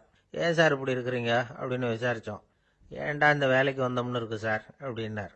உங்க வேலை உங்களுக்கு பிடிக்கலையா அப்படின்னு கேட்டோம். இல்லைன்னார். இப்படிப்பட்டவங்க வெற்றிகரமான வாழ்க்கை வாழ முடியாது. இது நிபுணர்கள் கருத்து. வேலையை நேசிக்க தெரிந்தவர்கள் வெற்றி பெறுவார்கள் அப்படிங்கிறாங்க அவங்க. எந்த துறையா இருந்தாலும் சரி, அந்த துறையில வெற்றிகரமா இருக்கிறவங்கள விசாரிச்சு பாருங்க. எனக்கு என்னுடைய வேலை ரொம்ப பிடிக்கும் அப்படின்னு சொல்றவங்களா தான் இருப்பாங்க. அப்படி இருந்தாதான் அது வெற்றிகரமா இருக்க முடியுது அவங்களால. ஒருத்தனுக்கு பிடித்தமான பொழுதுபோக்கே அவனுடைய தொழிலா இருந்துட்டுதுன்னா அவனை மாதிரி கொடுத்து வச்சவன் வேற யாரும் இல்லை அப்படிங்கிறார் பெர்னாட் ஷா. ஒரு தடவை மன்னர் ஹுமாயூன் உயிரை தண்ணீர் முண்டு ஊற்றுகிற தொழிலாளி ஒருத்தர் காப்பாத்தினாராம் அந்த ஹுமாயூன் உயிரை. உடனே மன்னர் கேட்டிருக்கார், உனக்கு என்ன வேணும்னாலும் கேளு தரேன், உயர் பதவி வேணுமா அப்படின்னு கேட்டாராம். மன்னா, மக்களின் தாகம் தீர்க்கக்கூடிய இந்த பணியை விட உயர்ந்தது உண்டா அப்படின்னாராம் அந்த தொழிலாளி. அவரால் அவருடைய வேலையை நேசிக்க முடிஞ்சுது, அதனால மகிழ்ச்சியா இருக்க முடிஞ்சுது. நாமெல்லாம் அப்படி இல்லை, வேலை கிடைக்கிற வரைக்கும் கிடைச்சா போதும் அப்படின்னு இருக்கோம். கிடைச்சதுக்கு அப்புறம் ஏன்டா இந்த வேலைக்கு வந்தோம்னு ரொம்பவும் அழுத்துக்குவோம். சரி, நாம இருக்கிற இடத்துல நாம வெற்றிகரமா இருக்க வழி உண்டா அப்படின்னா உண்டுன்னு சொல்றாங்க. அதாவது மன இயல் நிபுணர்கள் இருக்கிறாங்க இல்லையா, அவங்க அதுக்கு முக்கியமா 6 வழிகள் சொல்றாங்க. நீங்க ஒரு அலுவலகத்துல வேலை பார்க்கறவரா அப்படின்னா இதை கேளுங்க. அதாவது உங்க மேலதிகாரி எதிர்பார்ப்புக்கு தகுந்த மாதிரி உங்க வேலை இருக்குதா? அப்படி இல்லைன்னா முதல்ல உங்க வேலையின் தரம் உயரணும். உங்களுக்கு மேல கீழே வேலை பார்க்குற பணியாளர்கள் கிட்ட நல்ல விதமா பழகுறீங்களா? அந்த உறவு முறையில ஏதாவது குறை இருந்தா அதை கண்டுபிடிச்சு சரி பண்ணுங்க. நம்பிக்கைக்கு உரியவர் அப்படின்னு நீங்க பேர் எடுக்கணும். நீங்க எடுக்கிற முடிவு நல்ல முடிவா தான் இருக்கும் அப்படின்னு அடுத்தவங்க சொல்லணும். உங்க தோற்றத்துக்கு முக்கியத்துவம் கொடுங்க. இது மனம் உடல் ரெண்டும் சம்பந்தப்பட்டது. அதனால மனசையும் ஆரோக்கியமா வச்சிருக்கணும், உடம்பையும் ஆரோக்கியமா வச்சிருக்கணும். உங்களுடைய நிர்வாகம் செயல்படுற விதத்தை நல்லா புரிஞ்சு வச்சுக்கணும். உங்களுடைய நிர்வாகம் இப்போ ஒரு காரியம் செய்யுதுன்னு வச்சுங்க, ஏன் அப்படி செய்யுது, எதுக்காக அப்படி செய்யுது, அதனுடைய குறிக்கோள் என்ன, அது நீடிக்கிறதுக்கு காரணம் என்ன, இதையெல்லாம் தெரிஞ்சுக்கணும். சிரிப்புக்கு வஞ்சகம் பண்ணக்கூடாது, நல்லா சிரிக்கணும், அப்பதான் அது திரும்ப கிடைக்கும். கடந்த கால தோல்வியை பத்தி கவலைப்படக்கூடாது. முதலாளி விருப்பம் தெரிஞ்சு நடந்துக்கிறது நல்லதுதான். அதுக்காக காக்கா பிடிக்கணுங்கிற அவசியம் இல்லை. உங்களுக்கு ஒரு பொறுப்பான வேலை கிடைக்குது, உடனே சத்தம் குழப்பம் அப்படின்னு சூழ்நிலையை இறுக்கமா ஆக்கிடக்கூடாது. எந்த சூழலையும் இயல்பா கையாளக்கூடியவர் அப்படிங்கிறத காட்டணும். இதெல்லாம் உங்கள் துறையில நீங்கள் வெற்றி பெற நிபுணர்கள் சொல்ற யோசனைகள். இவ்வளவு விவரமும் சொல்லிவிட்டு ஒருத்தரை பார்த்து கேட்டோம், இப்ப சொல்லுங்க, நீங்க செய்யற வேலை உங்களுக்கு பிடிச்சிருக்குதா அப்படின்னோம். ரொம்ப ரொம்ப பிடிச்சிருக்குது அப்படின்னார். சரி, என்ன செஞ்சிட்டு இருக்கிறீங்க அப்படின்னு கேட்டோம். சும்மா தான் இருக்கிறேன் அப்படின்னார். ஒரே ஒரு ஊரில் ஒரு பாதிரியார் இருந்தார். ரொம்ப நாள் சந்தோஷமா வாழ்ந்தார். ஒரு நாள் அவர் மடத்து சமையல் அறையில் பாத்திரங்களை கழுவி துலக்கி சுத்தப்படுத்திக்கிட்டு இருந்தார். அந்த சமயத்தில் ஒரு தேவதூதன் அவர் முன்னாடி வந்து நின்னான். இவர் நிமிர்ந்து பார்த்தார். ஆண்டவர் என்னை உங்ககிட்ட அனுப்பியிருக்கிறார். பரலோகத்தில் வாசம் செய்யறதுக்கு உங்களுக்கு நேரம் வந்துட்டுது அப்படின்னு நான் அந்த ஆள். ஆண்டவருக்கு என்னோட ஞாபகம் வந்ததுக்கு நன்றி. ஆனாலும் இப்போ இங்கே நீயே பாரு, எவ்வளவு பாண்டங்கள் பாக்கி இருக்கு. இவ்வளவையும் நான் சுத்தப்படுத்த வேண்டியிருக்கு. நான் நன்றி கெட்டவனாக இருக்க விரும்பலை. இந்த பணியை முடிக்கிற வரைக்கும் என்னுடைய பரலோக வாழ்வை தள்ளி வைக்க முடியுமா? நீ என்ன நினைக்கிற அப்படின்னு கேட்டார். தேவதூதன் தனக்கே உரிய விவேகத்தோட அன்போட பாதிரியாரை பார்த்தான். சரி, என்ன செய்யலாம்ங்கிறத அப்புறம் சொல்கிறேன் அப்படின்னு சொல்லிவிட்டு புறப்பட்டு போயிட்டான். ஒரு நாள் அந்த பாதிரியார் தோட்டத்தில் உள்ள களைகளை எல்லாம் ஒரு களை கொத்தியால் கொத்தி களை எடுத்துக்கிட்டு இருக்கிறார். அந்த சமயத்தில் இந்த தேவதூதன் மறுபடியும் அவர் முன்னாடி வந்து நிற்கிறான். பாதிரியார் பார்த்தார். இதை பாரு, இந்த தோட்டம் பூராவும் எவ்வளவு களை மண்டி கிடக்கு. பரலோகம் கொஞ்ச காலம் எனக்காக பொறுத்திருக்கலாம்னு நீ நினைக்கிறியா அப்படின்னு கேட்டார். தேவதூதன் சிரிச்சுக்கிட்டே மறுபடியும் மறைஞ்சிட்டான். மறுபடியும் அவர் களை எடுக்கிறது, தானிய களஞ்சியத்துக்கு வர்ணம் பூசுறது, இப்படிப்பட்ட வேலைகளில் ஈடுபட்டிருக்கார். இன்னொரு நாள் ஒரு மருத்துவமனையில் நோயாளிகளை கவனிச்சுக்கிட்டு ரொம்ப தீவிரமாக இருக்கிறார் அந்த பாதிரியார். ஒரு நோயாளியோட தாகத்துக்கு தண்ணீர் கொடுத்துட்டு நிமிர்ந்து பார்க்குறப்போ தேவதூதன் மறுபடியும் அவர் முன்னாடி வந்து நிற்கிறான். இந்த தடவை பாதிரியார் தன்னலமற்றவராக பேரன்பை காட்டக்கூடிய வகையில் தன்னுடைய 2 கைகளையும் உயர்த்தியபடி தேவதூதனின் கவனத்தை பிணியால் வாடக்கூடிய நோயாளிகளின் பக்கம் திருப்பினாராம். தேவதூதன் ஒன்றும் சொல்லலை, மறைஞ்சிட்டான். அன்னைக்கு சாயந்தரம் பாதிரியார் மடத்தில் உள்ள தன்னுடைய அறைக்கு போய் இளைப்பாறினார். யோசிச்சு பார்த்தார். தேவதூதனையும் தேவதூதனின் விருப்பத்தையும் பல நாள் தள்ளி போட்டு வந்ததையும் அவர் ரொம்ப நினச்சி பார்த்தார். திடீர்னு தான் முதுமை அடைகிறதையும் சோர்வு அடைகிறதையும் உணர்ந்தார். ஆண்டவரை நினைச்சார். ஆண்டவரே, உம்முடைய தூதனை மறுபடியும் என்கிட்ட அனுப்புனா நான் சந்திக்கிறதுக்கு ஆவலாக இருக்கேன் அப்படின்னு சொல்கிறப்பவே தேவதூதன் பக்கத்தில் வந்து நின்னான். பாதிரியார் நிமிர்ந்து பார்த்தார். நீ இப்போவே என்னை அழைச்சிக்கிட்டு போக விரும்பினா நான் பரலோகத்துக்கு வர்றதுக்கு தயாராக இருக்கேன்னார். தேவதூதன் அந்த பாதிரியாரை அன்போடவும் விவேகத்தோடவும் பார்த்து, நீங்கள் என் கூட பரலோகத்துக்கு வர்ற தயாராக இருக்கிறதா சொல்கிறீங்க, ஆனால் நீங்கள் இதுவரைக்கும் வேற எங்கே இருந்ததா நினைக்கிறீங்க அப்படின்னு. அப்படின்னா இதுவரைக்கும் இருந்த இடம் தான் பரலோகம் அப்படிங்கிறத உணர்த்தியிருக்கிறான். பரலோகம்னா என்னன்னு புரிஞ்சுக்கிறதுக்கு இந்த சம்பவம் நமக்கு உதவியாக இருக்குது. தொண்டு செய்கிறத விட பெரிய செயல் வேற எதுவும் இருக்க முடியாது. அது நம்ம மனசுக்கு கொடுக்குற சுகத்தை வேற எதுவும் கொடுக்க முடியாது. நாம் தொண்டு செய்கிற இடம் தான் அந்த புண்ணிய இடம். ஆனால் இந்த காலத்துல எல்லாம் நாம் தொண்டு செய்யணும்னு நினச்சி ஏதாவது ஆரம்பித்தா கூட அதை ஒரு மாதிரியாக சுற்றி நின்று வேடிக்கை பார்க்க ஆரம்பிச்சிடுறாங்க. ஒரு பெரியவர் அப்படித்தான் ஒரு தொண்டு செஞ்சுக்கிட்டு இருந்தார். ஒரு கோவில் கட்டிக்கிட்டு இருந்தாங்க. அதில் ஒரு இடத்துல ஒரு பலகையை வச்சு ஆணி அடிக்கிற வேலையை செஞ்சுக்கிட்டு இருந்தார் அந்த பெரியவர். ஒரு சின்ன பையன் அதை ரொம்ப ஊக்கமாக அக்கறையாக கவனிச்சுக்கிட்டு இருந்தான். பெரியவர் இதை கவனித்தார். என்னப்பா பார்க்குற, உனக்கும் இது மாதிரி தொண்டு செய்யணும்னு ஆசையாக இருக்கா அப்படின்னு கேட்டார். அதுக்கு அந்த பையன் சொல்கிறான், அப்படி இல்லைங்க, நீங்கள் ஆணி அடிக்கிறப்போ கையில் சுத்தியால் அடிச்சுக்கிட்டா எப்படி துடிப்பீங்க, எப்படி கத்துவீங்கன்னு தெரிஞ்சுக்கிறதுக்காக அதை பார்க்கணும்னு ஆசை, அதுக்காக தான் காத்துக்கிட்டு இருக்கேன் அப்படின்னு நான். நம்பிக்கை இல்லைன்னா இந்த உலகத்தில் நாம் நடமாடவே முடியாது. அவநம்பிக்கையோடு இருந்துக்கிட்டு இருந்தா என்னைக்கும் அவஸ்தை தான். நாம் நம்புறது நடக்குதோ இல்லையோ அது வேற விஷயம். ஆனால் எதையும் நம்பி தான் நாம் அடி வைக்க வேண்டியிருக்கு. வேற ஒன்றும் வேணாம், ஒரு லாட்ரி சீட்டு வாங்குகிறோம், அது எங்கே நமக்கு விழப்போகுது அப்படிங்கிற அவநம்பிக்கையோடவா வாங்குகிறோம்?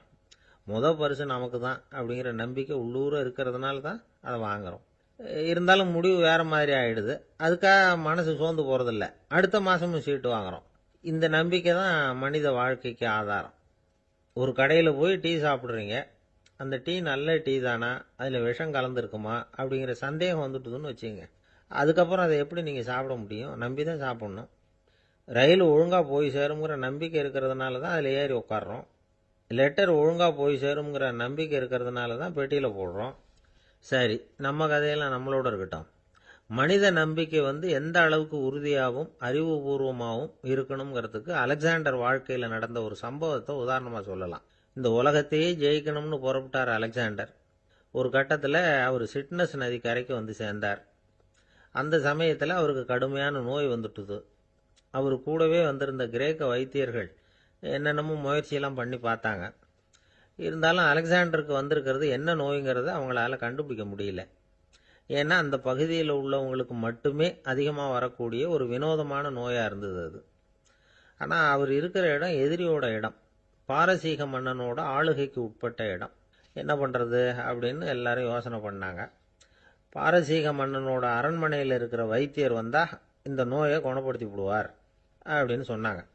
இருந்தாலும் எதிரியோட நாட்டில் இருக்கிற வைத்தியரை கூப்பிட்டு எப்படி நம்பி வைத்தியம் பார்க்க சொல்கிறது அப்படின்னு சொல்லி எல்லாரும் தயங்கினாங்க. ஆனால் அலெக்சாண்டர் தயங்கலை. பரவாயில்ல, அழைச்சிட்டு வாங்கன்னு விட்டார். உடனே அவரை போய் அழைச்சிட்டு வந்துட்டாங்க. அவர் வந்தார். அலெக்சாண்டர் உடம்பை பரிசோதனை பண்ணி பார்த்தார். சரி, இதை குணப்படுத்தி விடலாம், பயப்பட வேண்டியதில்லை. ஆனால் இதுக்கு ஒரு மூலிகை ரசம் தயார் பண்ணி கொடுக்கணும். நான் போய் அதை தயார் பண்ணிவிட்டு 2 நாளில் திரும்பி வந்துடுறேன் அப்படின்னு சொல்லிவிட்டு போனார் அந்த வைத்தியர். அதே மாதிரி 2 நாளில் திரும்பி வந்தார் மூலிகை ரசத்தோட. இதுக்கு இடையில் அலெக்சாண்டரோட தளபதிகளில் ஒருத்தர் ரகசியமாக ஒரு எச்சரிக்கை கடிதம் கொடுத்து அனுப்பியிருக்கிறான். அதை வாங்கி என்ன விஷயம்னு பார்த்தார். இப்போ உங்ககிட்ட வந்திருக்கிற எதிரி நாட்டு வைத்தியரை நம்பாதீங்க, அவன் கொண்டுகிட்டு வந்திருக்கிற மூலிகை ரசத்தில் விஷம் கலந்துருக்குது அப்படின்னு அதில் எழுதியிருக்கு. அதை பார்த்தார் அலெக்சாண்டர். இருந்தாலும் கொஞ்சம் கூட அலட்டிக்கல. வைத்தியர் கொடுத்த மருந்தை வாங்கி கடகடன்னு குடிச்சுட்டார். குடிச்சுட்டு அதுக்கப்புறம் அந்த கடிதத்தில் இருந்த விஷயத்தை அந்த வைத்தியர்கிட்ட சொன்னார். வைத்தியர் தகைச்சு போயிட்டார். தன் மேலே அலெக்சாண்டர் வச்சிருக்கிற நம்பிக்கையை பார்த்து அவருக்கு ரொம்ப வியப்பு. வைத்தியர் உண்மையிலேயே நல்ல மருந்து தான் கொண்டுகிட்டு வந்து கொடுத்துருக்கிறார், அதில் விஷம்லாம் எதுவும் கலக்கலை. அதுக்கப்புறம் அலெக்சாண்டர் அந்த வைத்தியரை பார்த்து சொன்னாராம், நம்பிக்கைங்கிற அச்சாணியை ஆதாரமாக வச்சுக்கிட்டு தான் இந்த உலகம் சுற்றிக்கிட்டு இருக்குது. எனக்கு எதிரியாக இருந்தாலும் பாரசீக மன்னர் ரொம்ப பெரியவர். அப்பேற்பட்ட மன்னருடைய அரண்மனை வைத்தியர் தொழில் நேர்மை இல்லாதவராக இருக்க முடியாது, இருக்க மாட்டார். அப்படி இருந்தால் அவரை அரண்மனை வைத்தியராக வச்சிருக்கவே மாட்டாங்க அப்படின்னு நம்பினேன். என்னுடைய நம்பிக்கை வீண் போகலை அப்படின்னாராம். இதுதான் மானுட நம்பிக்கைங்கிறது. இந்த காலத்துலேயும் இது மாதிரி இந்த மானுட நம்பிக்கையை ரொம்பவும் சாமர்த்தியமாக கையாளுகிற கெட்டிக்காரங்க சில பேர் இருக்கிறாங்க. ஒரு இந்த காலத்து குரு, அவருக்கு ஒரு சிஷ்யன். குரு முன்னாடி அந்த சிஷ்யன் ரொம்ப பணிவாக நின்று, குருவே, உங்கள் கையால் விஷத்தை கொடுத்தாலும் அதை வாங்கி மடமடன்னு குடிச்சிருவேன் அப்படின்னா. உன்னுடைய குரு பக்தியை மெச்சினேன் அப்படின்னார் குரு. அதுக்கு அந்த சிஷ்யன், அப்படி இல்லை குருவே, உங்ககிட்ட சிஷ்யனாக இருக்கிறத விட உங்கள் கையால் விஷத்தை வாங்கி குடிச்சு விடுறது ரொம்ப நல்லது, அதனால தான் அப்படி சொன்னேன் அப்படின்னா. ஒருத்தர் முகத்தை தொங்க போட்டுக்கிட்டு ஒரு மாதிரியாக வந்தார். என்ன விஷயம்னு விசாரித்தேன். என்னுடைய நண்பன் ஒருத்தங்கிட்ட கருத்து வேறுபாடு, இனிமேல் நமக்குள்ளே எந்த சம்மந்தமும் வேணாம்னு நட்பை முறிச்சிட்டு வந்துட்டேன்னா. நண்பர்கள்னு இருந்தால் கருத்து வேறுபாடு வரத்தான் செய்யும்னு. கருத்து வேறுபாடு வராமல் இருக்கிறதுக்கு ஏதாவது வழி உண்டா அப்படின்னு கேட்டாங்க. அதை பற்றி நிபுணர்கள் சில யோசனைகளை சொல்லியிருக்கிறாங்கன்னு. முதல் விஷயம் என்னென்னா, உங்கள் நண்பனுக்கு ஒரு செய்தி சொல்லணும்னா அதை நீங்களே நேரடியாக சொல்லுங்க, அல்லது உங்கள் கைப்பட கடிதம் எழுதுங்க. அதாவது நேரடி தொடர்பு முக்கியம். அதை விட்டுட்டு இன்னொருத்தர் மூலமாக நண்பர்களுக்கு செய்தி அனுப்புனா நீங்கள் சொல்கிற செய்தி அப்படியே போய் சேராது, அது சேதமாயிடும். அதை கூட்டி குறைச்சி சொல்லிவிடுவாங்க, அது குழப்பத்தில் கொண்டாந்து விட்டுரும். இது ஒரு யோசனை. 2வது யோசனை என்னன்னா, நீங்கள் ஒரு நல்ல காரியத்தை செய்யும் பொழுது உங்கள் நண்பரையும் சேர்த்துக்குங்க, அவருக்கும் அதில் ஒரு ஈடுபாட்டை உருவாக்குங்க. 3வது யோசனை, நம்ம பக்கத்தில் இருக்கிற நண்பர் மகிழ்ச்சி அடைகிற மாதிரி ஏதாவது செய்யணும். சின்ன சின்ன செயல்களாக இருந்தாலும் பரவாயில்ல, அவர் நமக்கு எதுவும் செய்யலையே, நாம் எதுக்கு செய்யணும் அப்படின்னு நினச்சிக்கிட்டு இருக்கக்கூடாது. 4வது யோசனை என்னென்னா, உங்களுக்கு ஒரு பிரச்சனையா அல்லது உங்கள் நண்பருக்கு ஒரு பிரச்சனையா, எதுவாக இருந்தாலும் 2 பேரும் சேர்ந்து உட்காந்து ஆலோசனை பண்ணுங்க. நம்ம யோசனையும் கேட்கப்படுதே அப்படிங்கிற நினைப்பே அவருக்கு ஒரு மன நிறைவை உண்டாக்குமா. 5வது யோசனை, உங்கள் நண்பர் ஏதோ ஒரு காரியத்தை செய்கிறார், நீங்கள் உடனே அவசரப்பட்டு நீ செய்கிறது தப்புன்னு தீர்ப்பு சொல்லக்கூடாது. அவர் அதை செய்யறதுக்கான நியாயங்கள் எவ்வளவோ இருக்கும், அதை புரிஞ்சுக்கிறதுக்கு முயற்சி பண்ணணும். 6வது யோசனை, உங்கள் நண்பர் என்ன சொன்னாலும் அதை பொறுமையாக கேளுங்க. அவர் சொல்கிறத புரிஞ்சுக்கணும், அவர் சொல்ல விரும்புகிறத புரிஞ்சுக்கணும், அவர் சொல்ல முடியாமல் தவிக்கிறதையும் புரிஞ்சுக்கணும். இப்படி 3 விதமாகவும் அவரை புரிஞ்சுக்கிட்டு அதுக்கு தகுந்த மாதிரி செயல்படணும். 7வது யோசனை என்னன்னா, உங்கள் நண்பர் உங்ககிட்ட ஏதோ ஒரு கருத்தை சொல்கிறார், அது உங்களுக்கு பிடிக்கல, அதுக்காக உடனே நீ சொல்கிறது சரியில்லை, நான் ஒத்துக்க மாட்டேன் அப்படின்லாம் மறுத்துக்கிட்டு இருக்கக்கூடாது. அவர் சொல்றதை கேட்கணும், பொறுமையா சிந்திக்கணும், அதுக்கப்புறம் பதில் சொல்லணும். இப்படிலாம் நடந்துக்கிட்டா நண்பர்களுக்குள்ள கருத்து வேறுபாடு வர்றதுக்கு வாய்ப்பே இருக்காது அப்படின்னு வல்லுநர்கள் தொகுத்து சொல்லியிருக்கிறாங்க இந்த யோசனைகளை. எனக்கு தெரிஞ்ச சில நண்பர்கள் உண்டு. அவங்களுக்குள்ளேயும் கருத்து வேறுபாடுகள் வராமல் இருக்கிறதுக்கு சில நுட்பங்களை கையாளுறது உண்டு. ஒருத்தர் சொன்னார், அந்த டாக்டர் சின்ன வயசுலேருந்து என் கூட பழகினவர். நாங்கள் 2 பேரும் இணை பிரியாத நண்பர்கள். இருந்தாலும் எனக்கு உடம்பு சரியில்லைன்னா நான் அவர்கிட்ட வைத்தியம் பார்த்துக்க மாட்டேன் அப்படின்னார் ஒருத்தர். ஏன் அப்படின்னு கேட்டேன். எங்கள் நட்பு கெட்டு போடக்கூடாது இல்லையா, அதனால தான் அப்படின்னாரு இவர். அம்மாக்காரங்களுக்கு அடிக்கடி ஏற்படுற கவலை ஒன்று உண்டு. அதாவது குழந்தை சரியாக சாப்பிட மாட்டேங்குதே அப்படிங்கிற கவலை. இவங்கெல்லாம் ஒரு விஷயத்த நல்லா புரிஞ்சுக்கணும். குழந்தைகள்ங்கிறவங்க பெரியவங்க மாதிரி இல்லை. அவங்க கடிகாரத்தில் மணியை பார்த்துட்டு சாப்பிட்றதுக்கு உட்கார்ற ரகம் கிடையாது. பசிச்சா சாப்பிடுவாங்க, இல்லைன்னா விளையாடுவாங்க அல்லது தூங்குவாங்க. அது புரியாமல் அவங்கள கட்டாயப்படுத்தி அல்லது மிரட்டி சாப்பிட வைக்கிறது ரொம்ப தப்பு. ஒரு 8 மாத குழந்தைக்கு 3 மணி நேரத்துக்கு ஒரு தடவை பசிக்கும். அந்த நேரம் பார்த்து சாப்பாடு கொடுத்தா அடம் பண்ணாமல் அது பாட்டுக்கு சாப்பிட்றோம். அதே குழந்தைக்கு 1 வயசு ஆகிறப்போ 4 மணி நேரத்துக்கு ஒரு தடவை பசிக்கும். இந்த வயசில் இயற்கையாகவே பசி குறைஞ்சிருக்கும். அது புரியாமல் என் குழந்தை முன்னாடி மாதிரி இப்போ சரியாக சாப்பிட மாட்டேங்கிறான் அப்படின்னு சில பேர் டாக்டர்கிட்ட போய் சொல்லிக்கிட்டு இருப்பாங்க.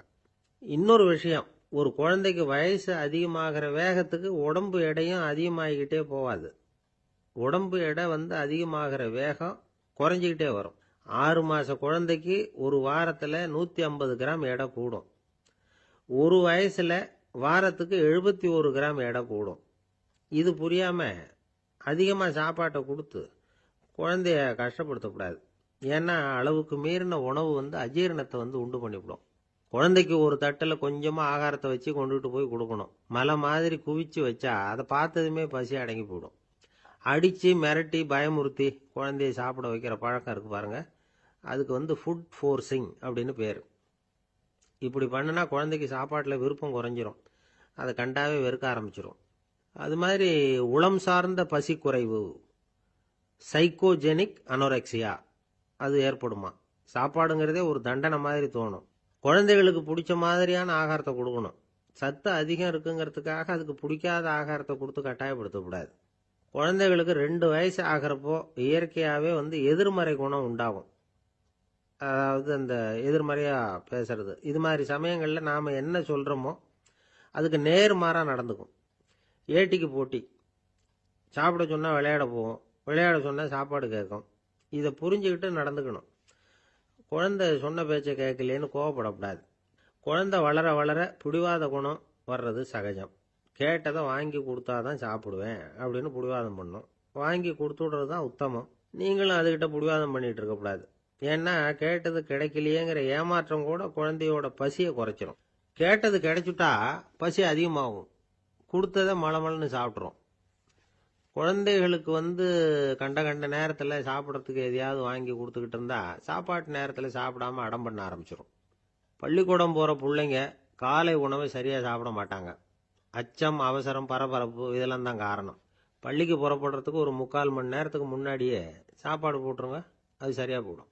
படிக்கிற குழந்தைகள் உடல் சோர்வு, மனச்சோர்வு இது காரணமாக கூட சாப்பிட மறுக்கிறது உண்டு. இப்போ உதாரணமாக சாயந்தரம் விளையாடி விட்டு வீட்டுக்கு வந்ததும் சாப்பிட சொன்னால் வேணாம்பாங்க. இது உடல் சோர்வு. ரொம்ப நேரம் வீட்டு பாடங்களை செஞ்சு முடித்த கையோடு சாப்பிட சொன்னாலும் அவங்களால சரியாக சாப்பிட முடியாது. இது உளச்சோர்வு, அதாவது மனச்சோர்வு. இதை தவிர குழந்தைகளுக்கு உடல் நலக்குறைவு ஏற்பட்டால் கூட சாப்பிட மறுக்கிறது உண்டு. சில மருந்து மாத்திரைகள் கூட பசியை குறைச்சிரும். அதனால் சரியாக தெரிஞ்சுக்கிட்டு குழந்தைகளை சாப்பிட வைக்கணும். அது புரியாமல் கையில் சாப்பாட்டு தட்டை வச்சுக்கிட்டு குழந்தைகளை விரட்டிக்கிட்டு அலையக்கூடாது. ஒரு சின்ன பையன் சொன்னான், எங்கள் அம்மா சாப்பாடு போடுறது தெரிஞ்சால் நான் உடனே வீட்டை விட்டு வெளியில் ஓடி போடுவேன் அப்படின்னா. ஏன் அப்படி பண்ணுறேன்னு கேட்டோம். எங்கள் அப்பா கூட அது மாதிரி தான் சார் பண்ணுவார் அப்படிங்கிறான். ஒருத்தர் ரொம்பவும் மகிழ்ச்சியாக வந்துக்கிட்டு இருந்தார். என்ன விஷயம்னு விசாரித்தேன். நான் தோற்று போயிட்டேன், அதுதான் மனசுக்கு மகிழ்ச்சியாக இருக்குது அப்படின்னார். எனக்கு இது ரொம்ப ஆச்சரியமாக போச்சு. இந்த உலகத்தில் தோற்று போகிறவங்க யாரும் மகிழ்ச்சியாக இருக்கிறது இல்லை. அப்படி இருக்கிறப்ப இவர் இப்படி சொல்கிறாரே, எங்கே தோற்று போனீங்கன்னு கேட்டேன். அதுக்கப்புறம் தான் அவர் விவரமாக சொன்னார். என்னோட 5 வயசு குழந்தையோட நான் விளையாடிக்கிட்டு இருந்தேன். அந்த விளையாட்டில் என் குழந்தை ஜெயிச்சுட்டுது, நான் தோற்று போயிட்டேன் அப்படின்னார் ரொம்ப உற்சாகமாக. நான் யோசிச்சு பார்த்தேன். அதாவது நாம சின்ன குழந்தையா இருக்கிறப்போ எந்த விளையாட்டில் கலந்துக்கிட்டாலும் அதில் நாம தான் ஜெயிக்கணும்னு ஒரு வெறி நமக்குள்ள இருக்கும். நம்மளை எதிர்த்து விளையாடுறவர் நல்லவரா கெட்டவரா, பெரியவரா சின்னவரா அப்படிங்கறதெல்லாம் முக்கியம் கிடையாது. அவர் தோத்து போகணும், நாம ஜெயிக்கணும், அதுதான் முக்கியம். எதிரியை சந்தோஷப்படுத்த விளையாடுகிற கலை அப்ப நமக்கு தெரியறதில்ல. வாழ்க்கையில ஒரு பக்குவம் வந்ததுக்கு அப்புறம் வெற்றி பெறணுங்கிற மன அழுத்தம் போயிடுது. போட்டியில ஜெயிக்கணுங்கிறத விட குழந்தைய சந்தோஷப்படுத்தணுங்கிறது முக்கியமா போச்சு. ஜெயிக்கணுங்கிற வெறி ஓடி போட்டுது. ஒரு குழந்தையா இருந்தப்போ நம்ம வளர்ச்சிக்கு உதவிய வெறி பெரியவனானதுக்கு பிறகு நமக்கு எதிரியா மாறுது. அதை சரியான சமயத்துல நாம புரிஞ்சுக்கிட்டோம்னா போதும், நாம பொழைச்சிக்கலாம்.